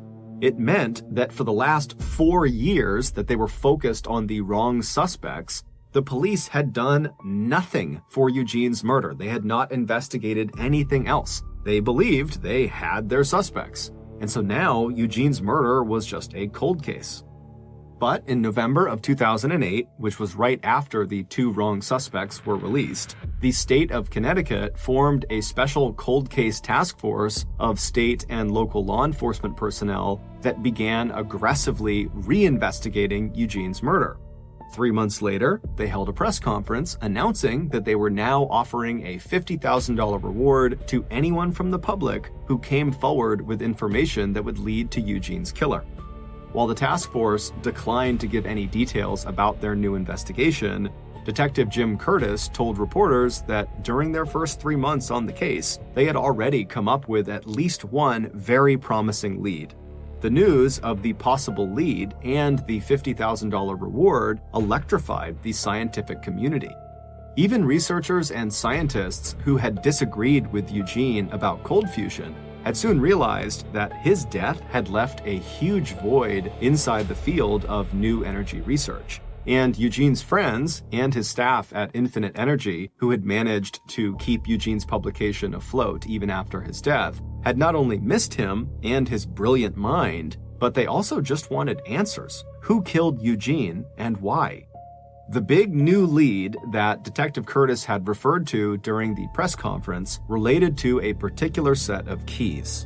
On the night of May 14th, 2004, which was the night Eugene was found, the police would immediately notice that the entire property was covered in grass clippings from when Eugene had cut the grass earlier. There were clippings still clumped up on the grass, the clippings were out on the driveway, they had blown into the garage and out into the street in front, and all the litter and debris that was scattered around the property from the clean out of the house. That too was covered in grass clippings. But there was a set of keys that had a distinctive plastic tag attached to them that had a picture of the sun on it, as well as the name Brittany on the keychain, that were found near Eugene's body, but these keys did not have a single blade of grass on them. Instead, it looked like they were dropped on top of some loose clippings, meaning they had to have been dropped later in the night, well after Eugene had cut the grass. And so maybe these keys were not Eugene's. Maybe they were the killer's keys, and they had accidentally dropped them during the attack. But despite this very promising lead, the police got nowhere with it. Then, roughly 1 year later, in May 2009, a mother of 3 young children, enticed by the $50,000 reward, walked into the Norwich Police Department and announced that she had information about the Eugene Mallove case. The story she would tell police would not only lead them to discover who owned those distinctive keys, but also her story would completely break the murder case wide open, and it would turn out Eugene's murder had nothing to do with cold fusion. Based on what this woman said and the subsequent police investigation, here is a reconstruction of what really happened to Eugene Mallove on the evening of May 14th, 2004. On the morning of May 14th, 2004, Eugene packed his dark green Dodge Caravan with folded up moving boxes and bags of rags and cleaning supplies, and then he headed south from his home in Pembroke, New Hampshire to his childhood home 2.5 hours south in Norwich, Connecticut. He wished now that he had made more in-person visits to the property since renting it out a year ago to the Andersons, because not only had the Anderson family stopped paying rent, but they had also stopped treating the property with any respect. When they finally moved out after the mediation and the eviction, the place had become a total eyesore in the neighborhood. At one point, there were 2 non-working cars on the front lawn, and even though the Andersons did remove them when they left, they did not remove all the remaining extra car parts and bike parts that were all over the lawn, and there was just lots of trash and other debris basically strewn across the entire property. And to top it all off, Eugene would learn that the Andersons had been subletting out the basement of the house to help pay their $1,000 a month rent, which had resulted in a steady stream of kind of sketchy people coming in and out of the house that also did not treat the property with respect. And so when Eugene arrived at the house that morning, his plan was just to go in there and throw away anything the Andersons had left behind. After parking in the driveway in front of the dumpster, Eugene took a quick bathroom break inside of the house before going back outside into the garage to start throwing away whatever was inside of there. Over the next couple of hours, as he did this, he periodically glanced out the front doors of the garage up the driveway to Salem Turnpike, where he could see the curious glances from pedestrians and drivers, some of whom slowed down as they passed by the house to see what he was doing. Eugene likely didn't think much of them and just kept doing this big cleanout. However, what Eugene didn't realize was that one of those passerbys was a relative of the Andersons, and they didn't really know the full picture of what was going on. And so when they saw Eugene throwing away all of the Andersons' stuff, the relative pulled out her cell phone and called Patricia and Roy Anderson to tell them what was going on. A few minutes later, as Eugene was peacefully going about his work, across town at an apartment on Chestnut Street, Patricia and Roy's son, 26-year-old Chad Schaefer, and his 24-year-old girlfriend, Candace, heard Chad's phone ringing. He picked it up, but before he could even say hello, he heard his mother's angry voice. She had just gotten the word from that relative that Eugene was at their old rental throwing out the Andersons' belongings, and she was furious. She had been telling Chad for weeks to get over there and clean out the rest of their stuff, but clearly he had not done that. And so now she demanded that her son get over there and take care of this situation. Chad initially did not do anything. But as he sat there, he started to think about what he might have accidentally left behind at the property that now might get thrown away. And so eventually he decided he would head over and talk to Eugene. But before he headed over there, he decided he needed help from his cousin, 31-year-old Mozelle Brown, who was well known to Norwich police and who had a past history of drug offenses. Mozelle arrived out front of the Chestnut Street apartment late that afternoon. On his way out the door of his apartment to go out and meet Mozelle out on the road, Chad grabbed his own set of car keys from a hook and stuffed them into his jacket pocket. A few minutes later, the two men were in Mozelle's car, driving over to 119 Salem Turnpike. Once they arrived at the house, they turned into the driveway and they parked behind Eugene's van. As the two big men got out of the car and slammed their car doors shut, they saw Eugene step out from behind the back of the house into the driveway, and he was kind of shielding his eyes with his hands, and his face showed no sign that he recognized either of them. The two men wasted no time and walked right up to Eugene and began crowding into his personal space, kind of forcing him to start stepping backwards. But despite how intimidating this was for Eugene, when Mozelle and Chad told him who they were and that he had to stop throwing their stuff out right now, Eugene was immediately defiant and said, "No, you had your chance to claim your stuff, you didn't, now leave." But instead of leaving, Chad stepped forward and threw the first punch in what would become a violent struggle that left Eugene's blood spattered on the side of his childhood home, on the garden hose lying across the backyard, on the doors of the cars parked in the driveway, and on the side of the green dumpster. When Eugene finally fell to the ground face first, Chad and Mozelle took turns beating him literally into the ground with a metal pipe they found on the floor of the garage. Eventually, the two men stopped and just stood there in silence, sweating and breathing heavily while they stared down at the horrible damage they had inflicted on Eugene. Then, almost like snapping back to reality, the two men looked around them to see if anyone had seen them. But when they looked around, it was quiet, and they noticed that where Eugene had fallen, his body was kind of blocked from view by the dumpster and his van and their car, and so no one could even see him, even if they were looking in their direction. And so the two men, satisfied they were in the clear and that they would not get caught, they just casually hopped back into their car, they backed out of the driveway, and they drove back to the apartment on Chestnut Street. When Chad and Mozelle walked through the front door, Chad's girlfriend, Candace, immediately saw their clothes were covered in blood. But before she could absorb what the two men told her, that they had, quote, beat the shit out of their landlord, the two men told Candace that she now had to come with them and help them make their murder look like a robbery. Candace put her newborn baby in the crib, and then she, Chad, and Mozelle left the apartment and returned to 119 Salem Turnpike. But when they got there and they parked in the driveway and approached Eugene's body, Chad and Mozelle were stunned to find that Eugene was still alive. He was still breathing. When they rolled him over, Eugene opened his eyes and looked up at his attackers and began pleading with them to help him as the blood began to spill out of his mouth.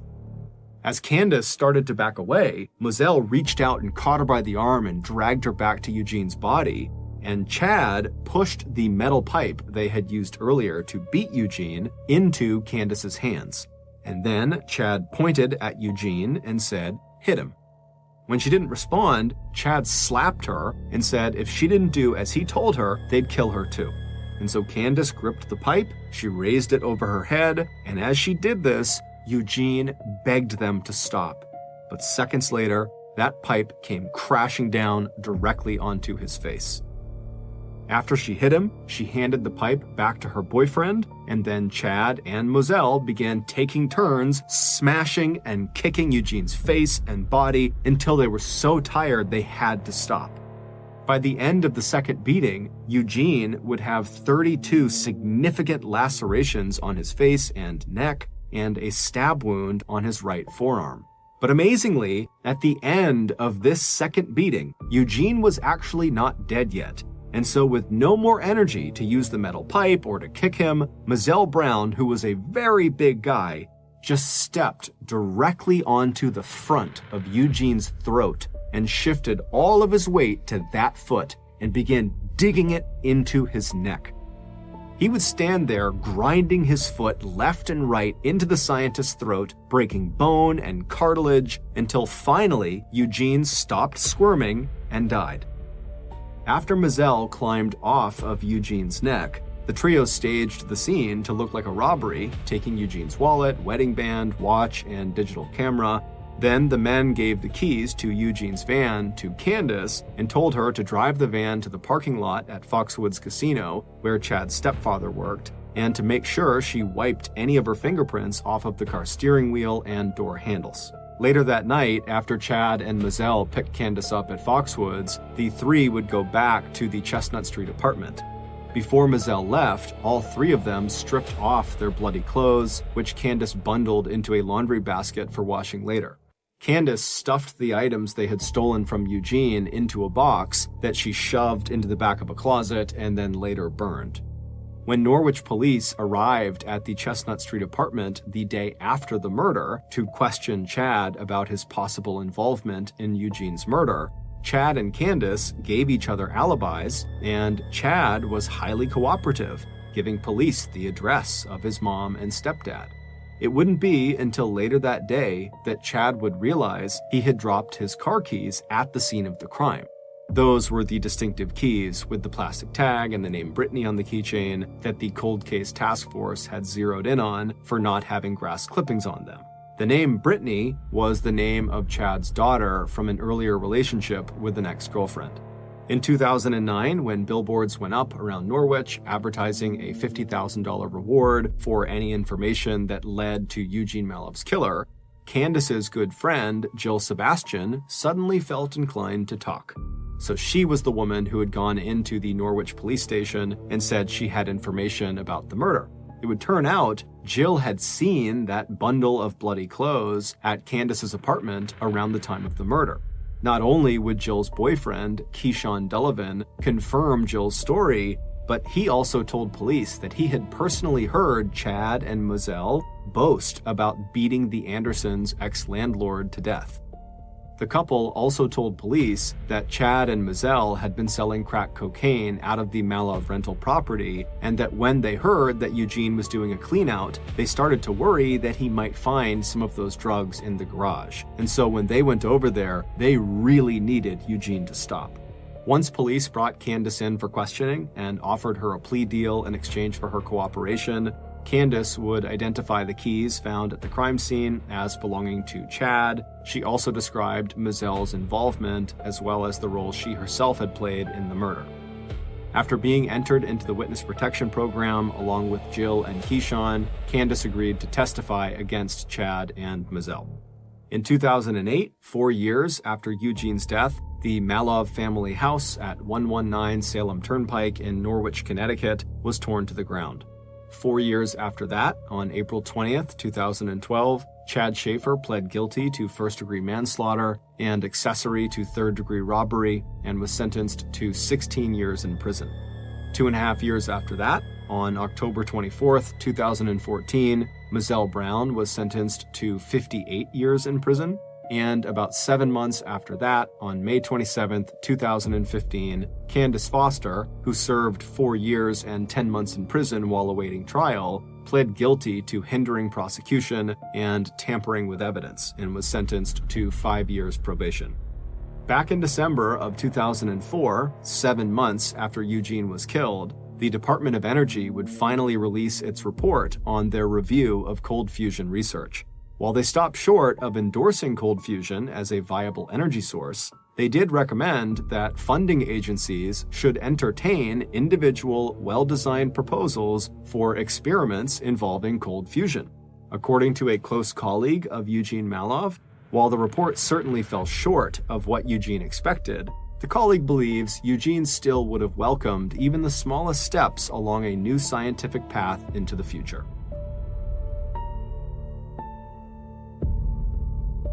Thank you for listening to the MrBallen podcast. If you got something out of this episode and you haven't done this already, please offer to be the 5-star review button's assistant as they fix their car troubles, but do not hold the flashlight steady. Also, please subscribe to the MrBallen podcast on Spotify, Apple Podcasts, Amazon, Google, and anywhere else you get your podcasts. This podcast airs every Monday and Thursday morning, but in the meantime, you can always watch one of the hundreds of stories I have posted on my YouTube channel, which is just called MrBallen. If you want to get in touch with me, please follow me on any major social media platform and then send me a direct message. My username is just @MrBallen, and I really do read the majority of my DMs. Lastly, we have some really cool merchandise, so head on over to shopmrballen.com to have a look. So that's going to do it. I really appreciate your support. Until next time, see ya.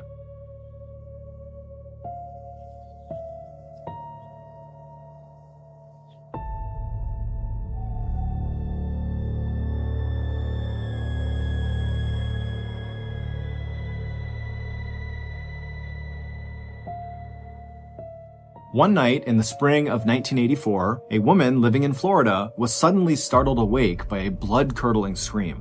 She sat there wondering what she should do, but after hearing silence outside, she told herself that the scream was probably nothing, maybe a cat or something, and then she went back to sleep. However, this woman would later find out that more than a dozen of her neighbors had also heard that terrible piercing scream, but just like her, they had all decided to do nothing. This decision would end up haunting the citizens of Gulfport, Florida for years to come because that scream was the last desperate cry for help from a person who was about to be murdered. This story includes sexual content and some graphic violence. As such, listener discretion is advised. But before we get into that story, if you're a fan of the strange, dark, and mysterious delivered in story format, then you've come to the right podcast because that's all we do, and we upload twice a week. Once on Monday and once on Thursday. So, if that's of interest to you, please go into the Amazon Music follow button's refrigerator and ever so slightly uncap all of their beer bottles so they all go flat. Okay, let's get into today's story.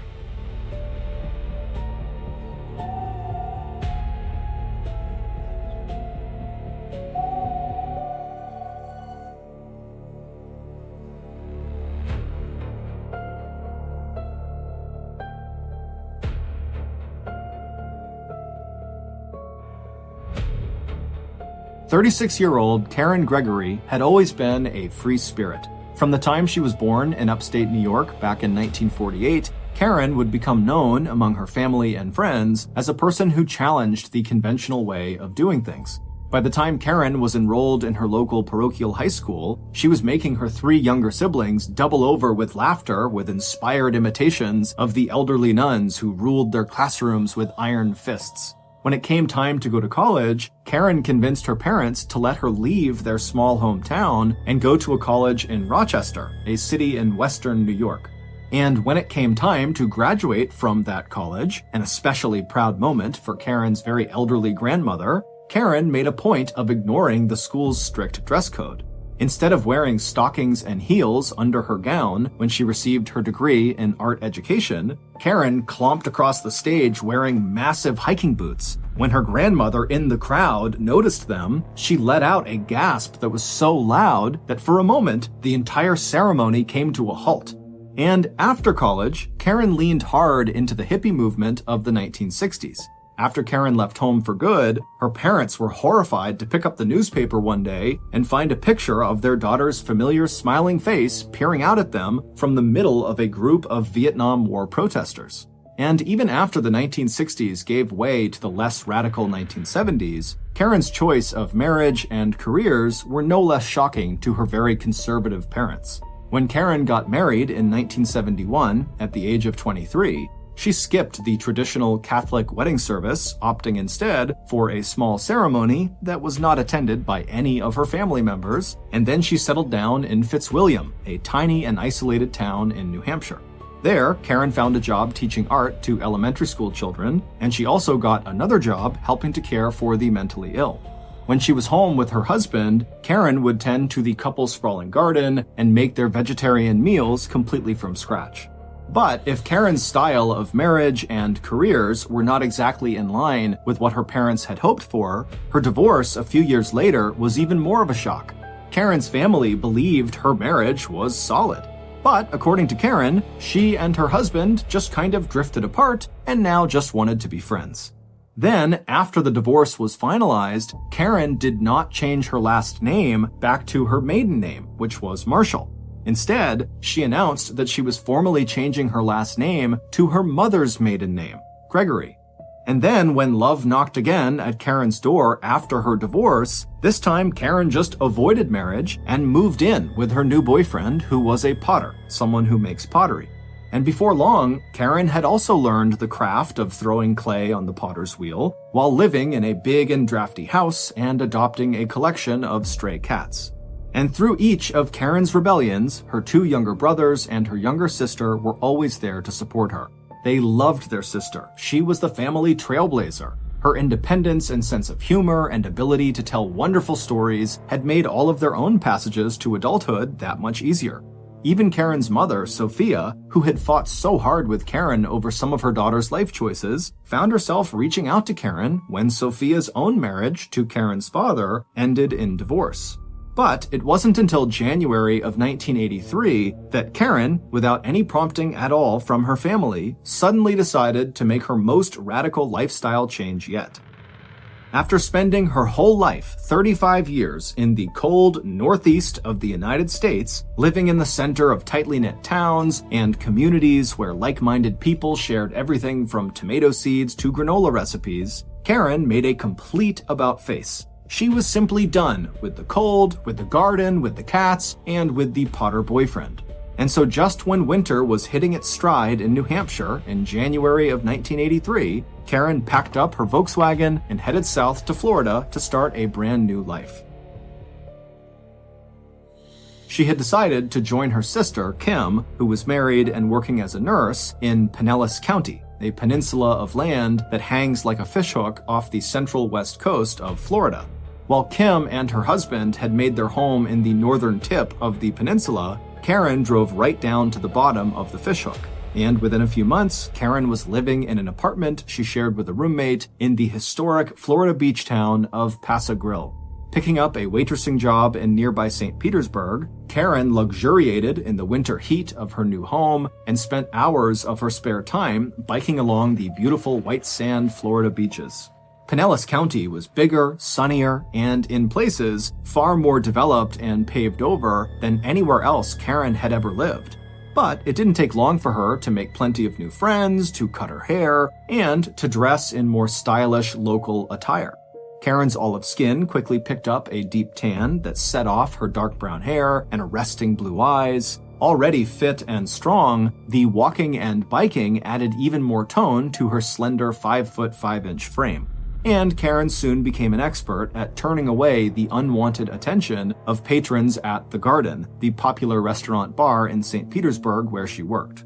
But in March, 3 months after Karen arrived in Paso Grill, Karen met the man who would become the love of her life.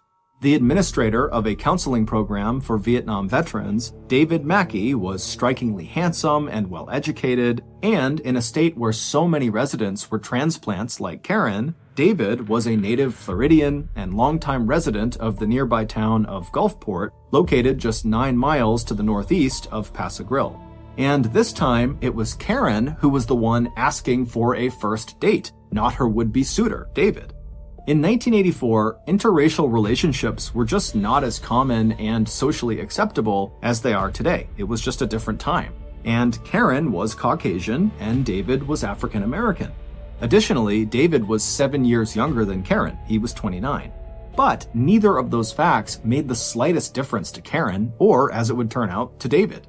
And before long, David and Karen were a certified couple, and together they went sailing, they went to movies, and to concerts that featured the popular Jamaican-style reggae music they both loved.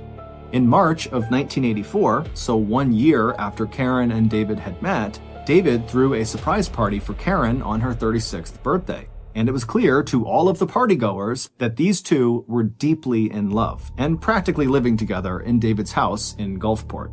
After that, things in Karen's life moved quickly.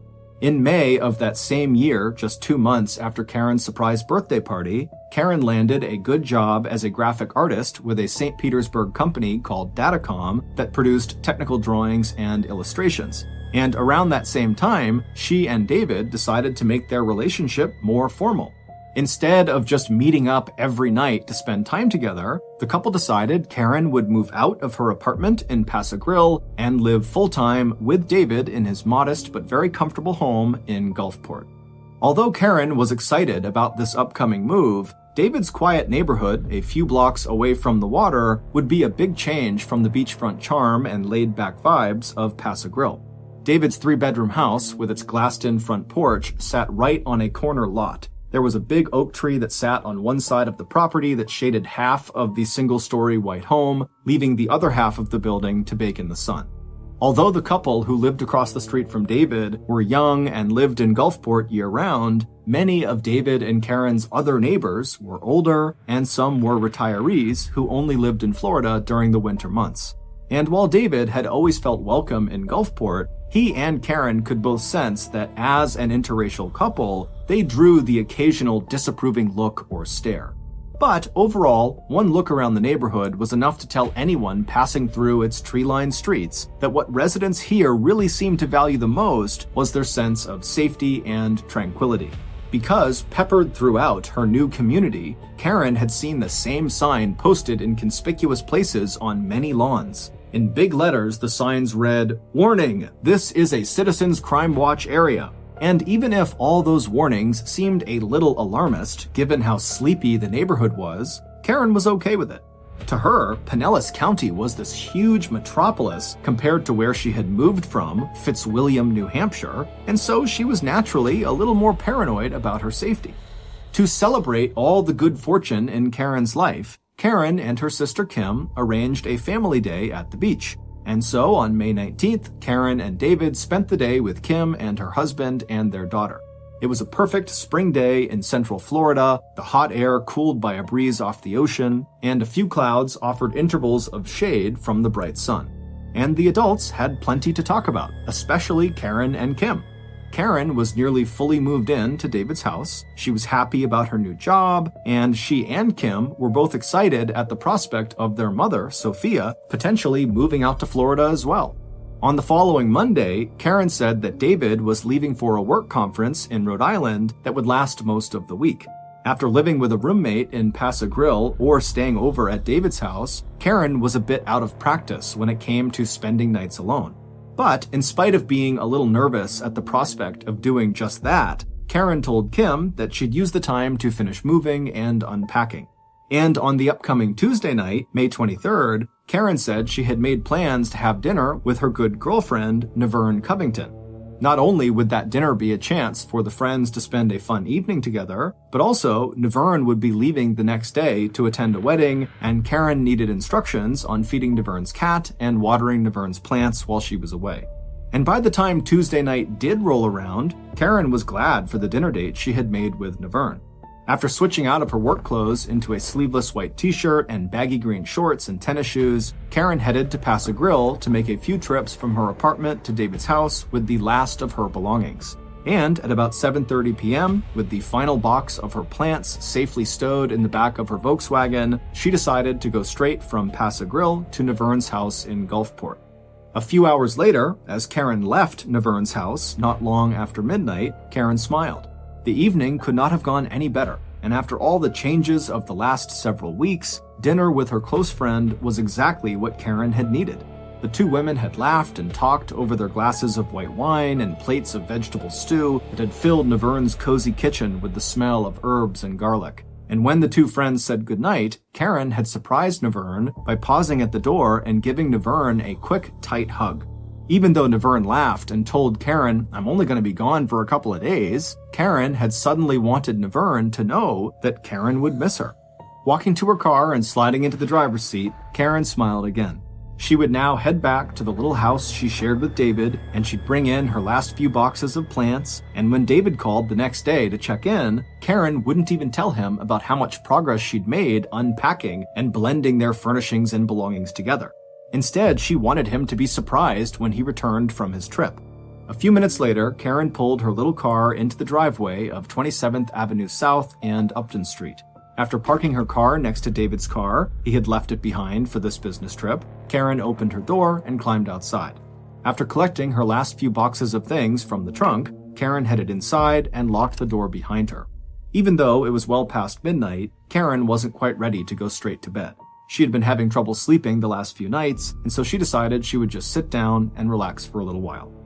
Less than 1 hour later, a blood-curdling scream ripped through David and Karen's quiet neighborhood. Hearing it, several of Karen and David's neighbors sat bolt upright in their beds, wondering what was going on. One woman told herself that it must have been a cat or some other animal. Another woman remembered thinking that whoever had screamed had really strong lungs. And another woman pulled her husband back inside when he stepped out onto their front step to investigate. 1.5 days later, a woman named Amy Bressler was standing at her living room window talking to someone on the phone and looking out at David Mackey's house. At one point, she told the caller, "Yes, I can see Karen's car in the driveway." A minute later, Amy put the phone receiver down on the table, left her house, and walked across the road to knock on the side door of David's house. When she didn't get an answer, she walked around to the front door. There too, Amy's knock also went unanswered. But not before Amy noticed that some of the window panes in the front porch door had been broken. Walking again back toward the back of the house, Amy noticed curtains moving in one of the bedroom windows. When she stopped to look more closely, she saw that the reason they were moving is because the window was wide open. Amy reached through the open window and pushed the curtains aside and looked into David's house.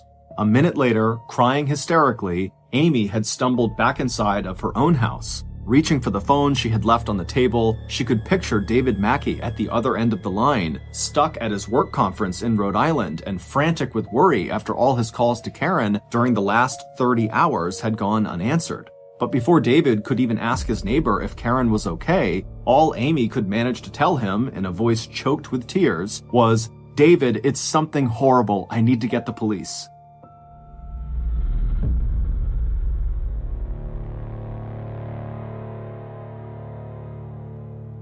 A few minutes later, at 8:39 a.m., 22-year-old Gulfport police officer Cheryl Falkenstein was climbing through that open bedroom window on the side of David's single-story house.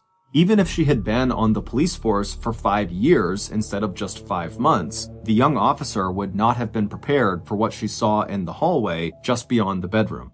When Amy's 911 call had come into the station a few minutes earlier, the dispatcher had told Officer Falkenstein and emergency medical personnel that they were responding to a report of a non-responsive person. But in fact, it was instantly clear to Officer Falkenstein that this person was not just non-responsive, they were dead. It was also instantly clear that the deceased, Karen Gregory, had been the victim of a gruesome and violent attack. And not only that, but from the small lake of dried blood that surrounded Karen's half-naked body, the stiffness of her limbs, and the smell of decomposition, she had obviously been lying undiscovered in this hallway for some time, first injured, and then, when no help came, dead. Within minutes of Officer Falkenstein reporting the murder, yellow crime scene tape surrounded David's corner property, and the quiet neighborhood of Gulfport was crowded with law enforcement and medical personnel. The last time the tiny Gulfport Police Department had processed a major murder scene had been 23 years earlier. And so, the Pinellas County medical examiner, who was among the first to arrive on the scene, immediately told local police that she was going to ask the Florida Department of Law Enforcement to help out with the investigation, because it was already clear from the doctor's preliminary examination of Karen's body that this could shape up to be a very difficult case. Dr. Joan Wood did not need to do a complete autopsy to see that Karen had been dead long enough for rigor mortis to set in and for the blood on her body and throughout the small house to dry. This also meant that any physical evidence left on or inside of Karen's body would likely have degraded during the time that Karen had gone undiscovered. So, even though police could clearly see bloody handprints on Karen's body and on the bedroom windowsill, those prints might or might not prove useful as evidence. Compared to the large staff from the Florida Department of Law Enforcement, Gulfport only had 3 detectives, and all of them had arrived at the crime scene shortly after the 911 call to dispatch. By then, the first patrol officers on site had already begun to interview Karen and David's neighbors, contact Karen's family, and contact Karen's boyfriend, David, who was already arranging air travel to get from his conference in Rhode Island back to Florida. Reached by phone in Rhode Island, David told police that he had spent most of the day on Wednesday, May 23rd, the day after Karen's dinner with Naverne, reaching out to Karen's friends, family, and employers, as well as local hospitals and police departments to try to figure out where Karen was and why she wasn't answering his calls. But it was only when he finally called his neighbor, Amy, who lived up the street from David, and asked her to please go check his house to see if Karen was okay, that David got his answer. Meanwhile, it hadn't taken local police long to realize that at least a dozen of David's neighbors had heard what police now assumed was Karen's scream for help at about 1:15 a.m. in the early morning hours of May 23rd. Even though they described this scream as being short, high-pitched, and agonizing, and so distressing that several neighbors had trouble falling back to sleep after hearing it, no one in the Crime Watch neighborhood of Gulfport had bothered to pick up their phones and call the police. By late afternoon on May 24th, more than 30 hours after that scream, Gulfport investigators had already reached several conclusions about the murder of Karen Gregory. Given the report of a scream at 1:15 a.m. on May 23rd, police assumed the time of death was also during the early morning hours of May 23rd.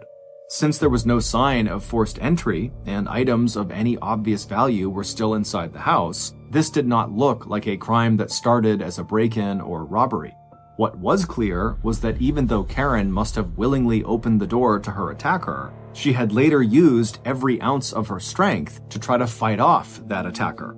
Because from one end of the house to the other, Karen had left a trail of blood, from stains on the unmade bed in the bedroom, where Karen's faded green shorts and tennis shoes lay scattered on the floor, to the blood spatter along the walls of the hallway and living room, right up to the smeared and stained bedroom windowsill and curtains that marked where the killer had exited the house after the attack.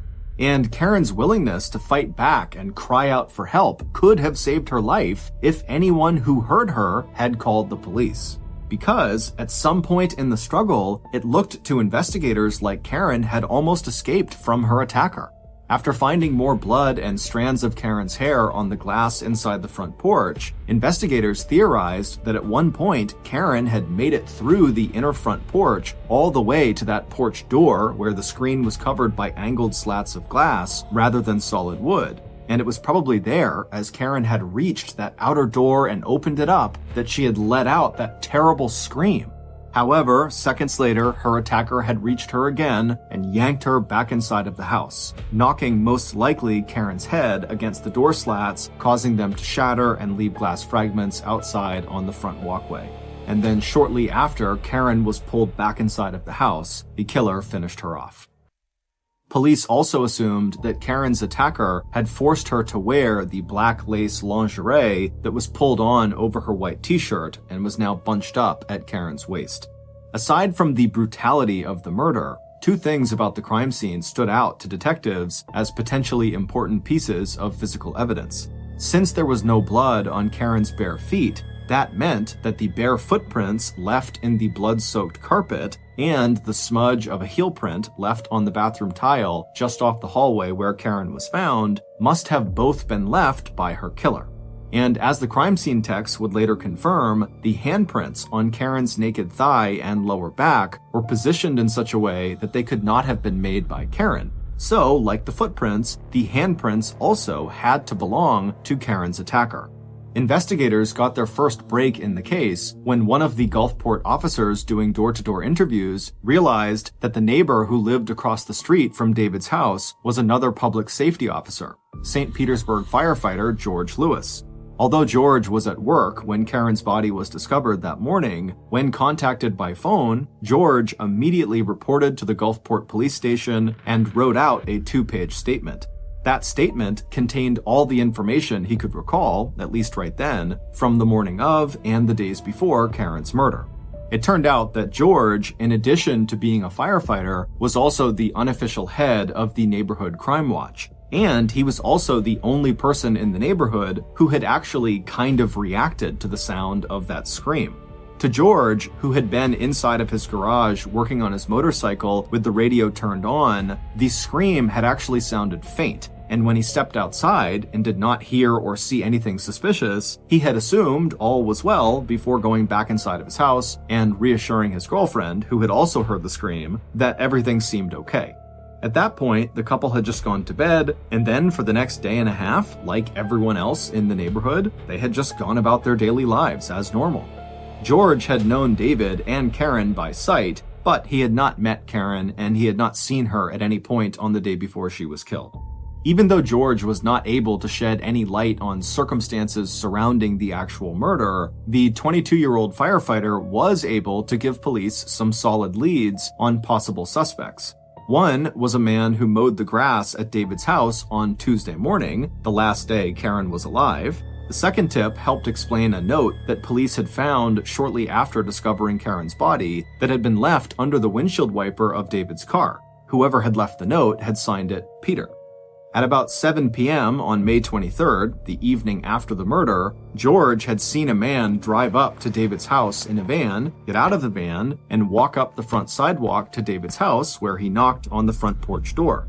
When no one answered, the man went back to his van and a moment later emerged with a note that he left on David's car before driving away. By late that evening, hours after George had given his written statement to police, local investigators were close to crossing the man who had mowed David's lawn off of the suspect list. In addition to providing police with his fingerprints and a DNA sample, the man could also confirm that he had a solid alibi for the night of Karen's murder. The same would be true when police had a chance to finally interview David Mackey, who reported to the police station as soon as he arrived back in Gulfport late on the day that Karen's body was discovered. David had been in Rhode Island since Monday, and other members of the conference were able to confirm that he had not left the conference for any significant stretch of time. But it was the third possible suspect, the mystery man named Peter, who had left that note on David's car, who the police really wanted to speak to. So, when an officer inside of David's house answered a call from a man looking for Karen, who identified himself as Peter Cumble, the officer grabbed his notebook to take down all of the details. Yes, Peter said, he was a friend of Karen and David's. He had stopped by to see them on May 23rd to give Karen a cassette tape of music, as well as to confirm a dinner date the three of them had planned for later in the week. And yes, when he'd walked to the front door, he had noticed broken glass right outside on the sidewalk. But before detectives could even make plans to interview Peter showed up at the county morgue with Karen's friend and former roommate to make a formal identification of Karen's body. Afterward, Detective Larry Tosi invited Peter to the police station to question him about his movements at the time of Karen's murder and about his visit to Karen and David's house on May 24th. And even after Peter again told police that he really had only stopped by to drop off a cassette tape of music for Karen and to confirm dinner plans with the couple, Peter quickly went from possible suspect to prime suspect. First, there was the note that Peter, the host of a local radio program, had left on David's car. It was the last phrase of the note that raised the hairs on the back of the investigators' necks. "Hello," the note read. "Stopped by about 7:15 or so. but I saw no signs of life. In addition, during Peter's interview, Detective Tosi had noticed a scratch on Peter's hand. And while Peter insisted he'd gotten the scratch while playing with his dog, the investigator had to wonder if maybe Peter had gotten that scratch while struggling with Karen. And even though Peter's roommate said that as far as he knew, Peter had been at their apartment on the night and early morning that Karen was murdered, investigators thought Peter's alibi might be flimsy, especially when David and Karen's former roommate told police that they thought Peter had actually been romantically interested in Karen. If Peter had been jealous or obsessed with Karen, that might be a motive for murder. In addition to Peter Kumble, police had plenty of other leads to follow too. A man Karen had met when she was a waitress in St. Petersburg who had repeatedly and unsuccessfully asked her to go out on dates, and a coworker from Datacom who had also shown Karen a lot of unwanted attention and whose name was written on the bottom of a piece of blood-stained paper that David had found inside of his house after Karen's murder. By June 1st, when Detective Tosi, the most experienced of the 3 Gulfport detectives, left Florida for a month-long family vacation, he fully expected that by the time he got back, the Karen Gregory murder case would be solved. But the 13-year veteran of the Gulfport Police Department was wrong. When Detective Tosi had returned at the beginning of July from 4 relaxing weeks in the Smoky Mountains of Tennessee, not only did the case file look disorganized, but all those promising first leads were starting to look like dead ends. But even after Sergeant Tosi had been assigned to replace the junior detective who had handled the case while Detective Tosi was on vacation, investigators still faced one disappointment after another. The man who had mowed David and Karen's lawn, along with the man who had hounded Karen for dates at work, both passed lie detector tests, and the DNA samples they had given police did not match any prints that crime scene techs had found at David's house. Peter Kumble, the man who had left that note on David's car the evening after her murder, had now hired a lawyer. But, like the other initial suspects in the case, Peter's fingerprints and DNA did not match any of the evidence taken from the crime scene. And the quality and handling of all that physical evidence had also turned out to be a huge problem for local investigators. As far as Detective Tosi was concerned, the Florida Department of Law Enforcement could have and should have done a better job securing and processing the crime scene.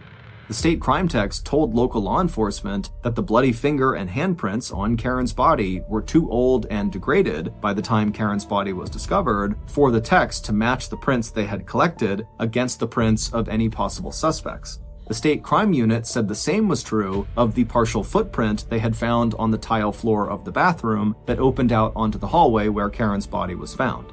And there had been no going back for a second look at any of that physical evidence. On the same day that Karen's body was discovered and the Florida Department of Law Enforcement processed the scene, when the state crime techs left, they allowed 2 of Karen and David's friends to completely clean and scrub and vacuum the house. The friends didn't want David to see any sign of the obvious horror that had surrounded Karen in her final minutes of life, but that decision by the state crime unit had also meant that within hours of the assault, all physical evidence of the crime had been literally wiped away. Meanwhile, the autopsy report from the county medical examiner was also disappointing. A closer examination of Karen's body had revealed a wound that had not been immediately visible under all the blood that had covered Karen's face and torso. And the examination had also revealed the presence of semen inside of Karen's body, which confirmed that Karen had likely been sexually assaulted before her murder. But by the time Karen's body had been found, the semen was too old and degraded to provide a useful DNA match to DNA samples collected from potential suspects. By late fall and early winter of 1984, 7 months after Karen's murder, Detective Tosi felt like he was grabbing at straws. He'd asked the Florida Crime Unit to take another look at all the fingerprints and that footprint. He'd asked for a psychological workup of the possible murderer, and he'd also followed up on reports of a possible prowler in Gulfport, someone who was peering into windows and watching residents go about their nighttime rituals. He had also circled back to David Mackey, who was repeatedly asking police about what progress they'd made on the case, as a prime suspect. Even though it appeared that David was in Rhode Island at the time of the murder, the investigator had not been able to rule out the possibility that David had made an overnight airplane trip back to Florida to murder Karen and then returned to Rhode Island by the next morning. But, like the detective's other prime suspects, David 100% passed a lie detector test, and by Thanksgiving of 1984, the detective felt like once again he was back to square one. And even if he had a viable suspect, Detective Tosi had no physical evidence that he could use to link that person to the scene of the crime.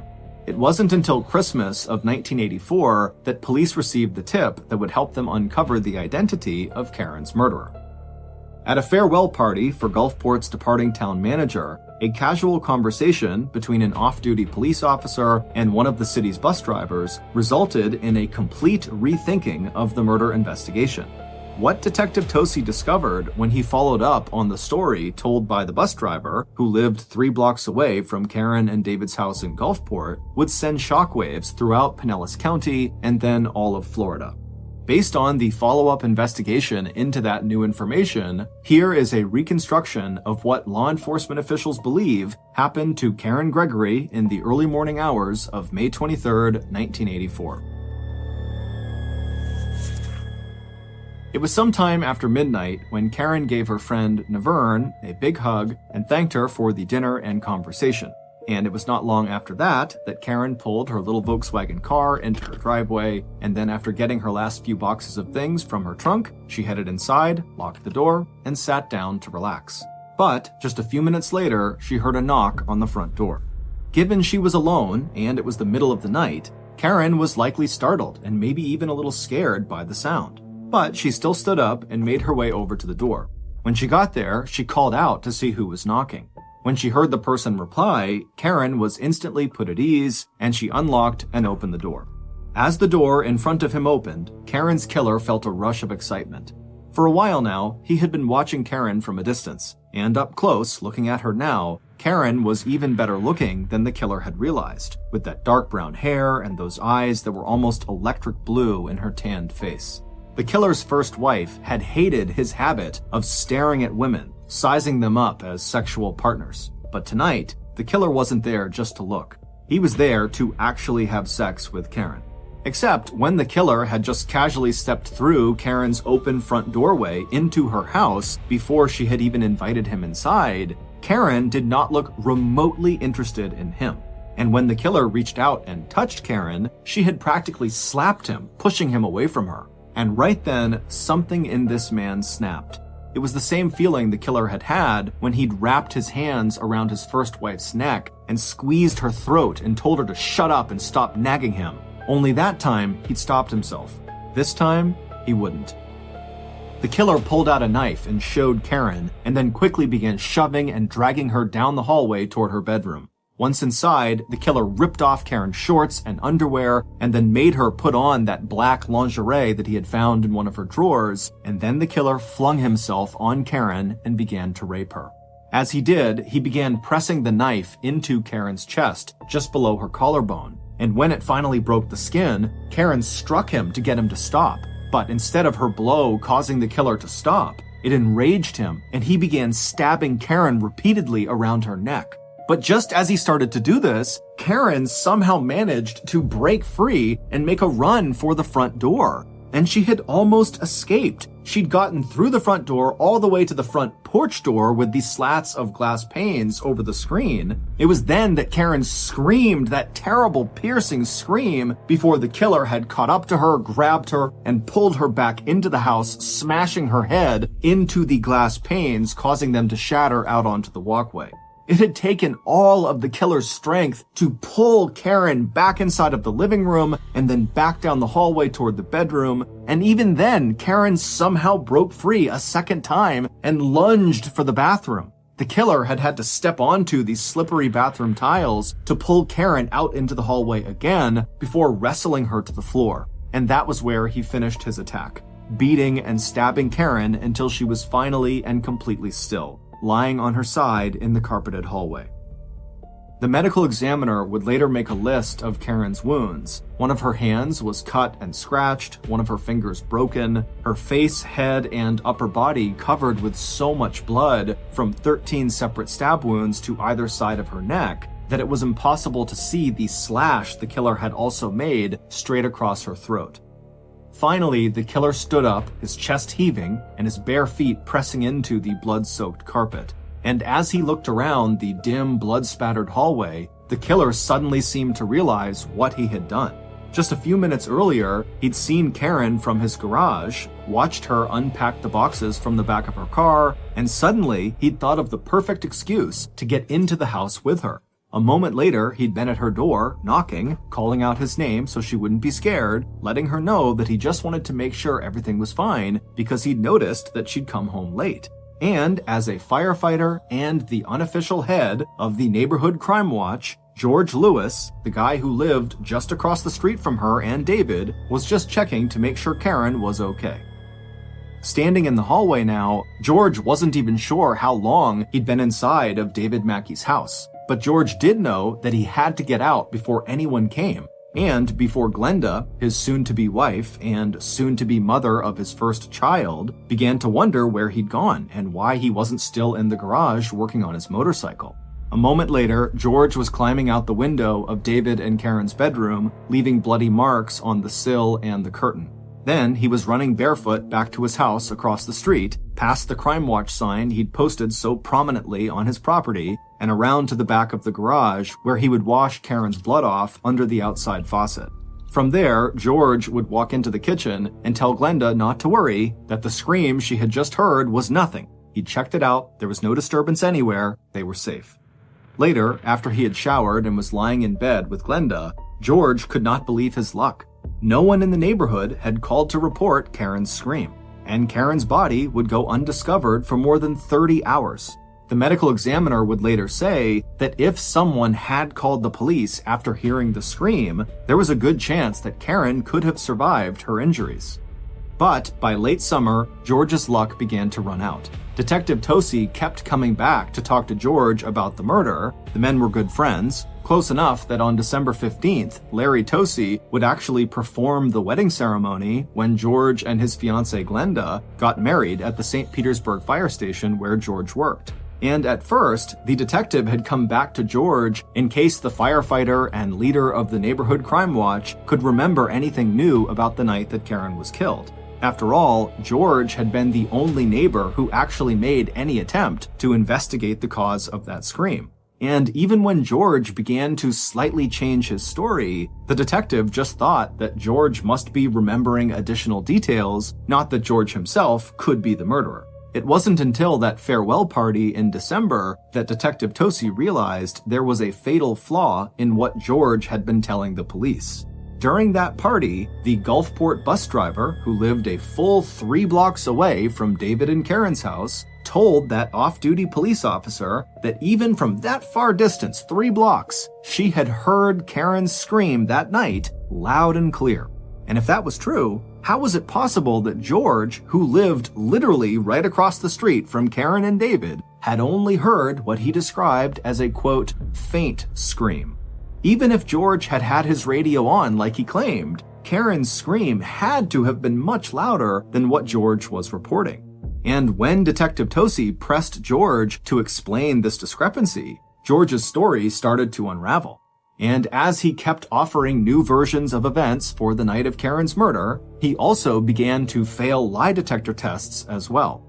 In his original statement to police given on May 24th, 1984, George had said he'd left his garage after hearing the scream, and after looking up and down his street, he'd seen nothing. In February of 1985, George told police that his earlier statement had actually been inaccurate. He said that after hearing the scream, he had looked across the street and seen a man standing on David and Karen's front lawn. And even from that far away from the other side of the road in the dark, George said he had been able to see every detail of what the man was wearing and what he looked like. When a police reconstruction of this scenario proved that it would have been impossible for George to see anyone that clearly from the door of his garage in the middle of the night, George just changed his story again.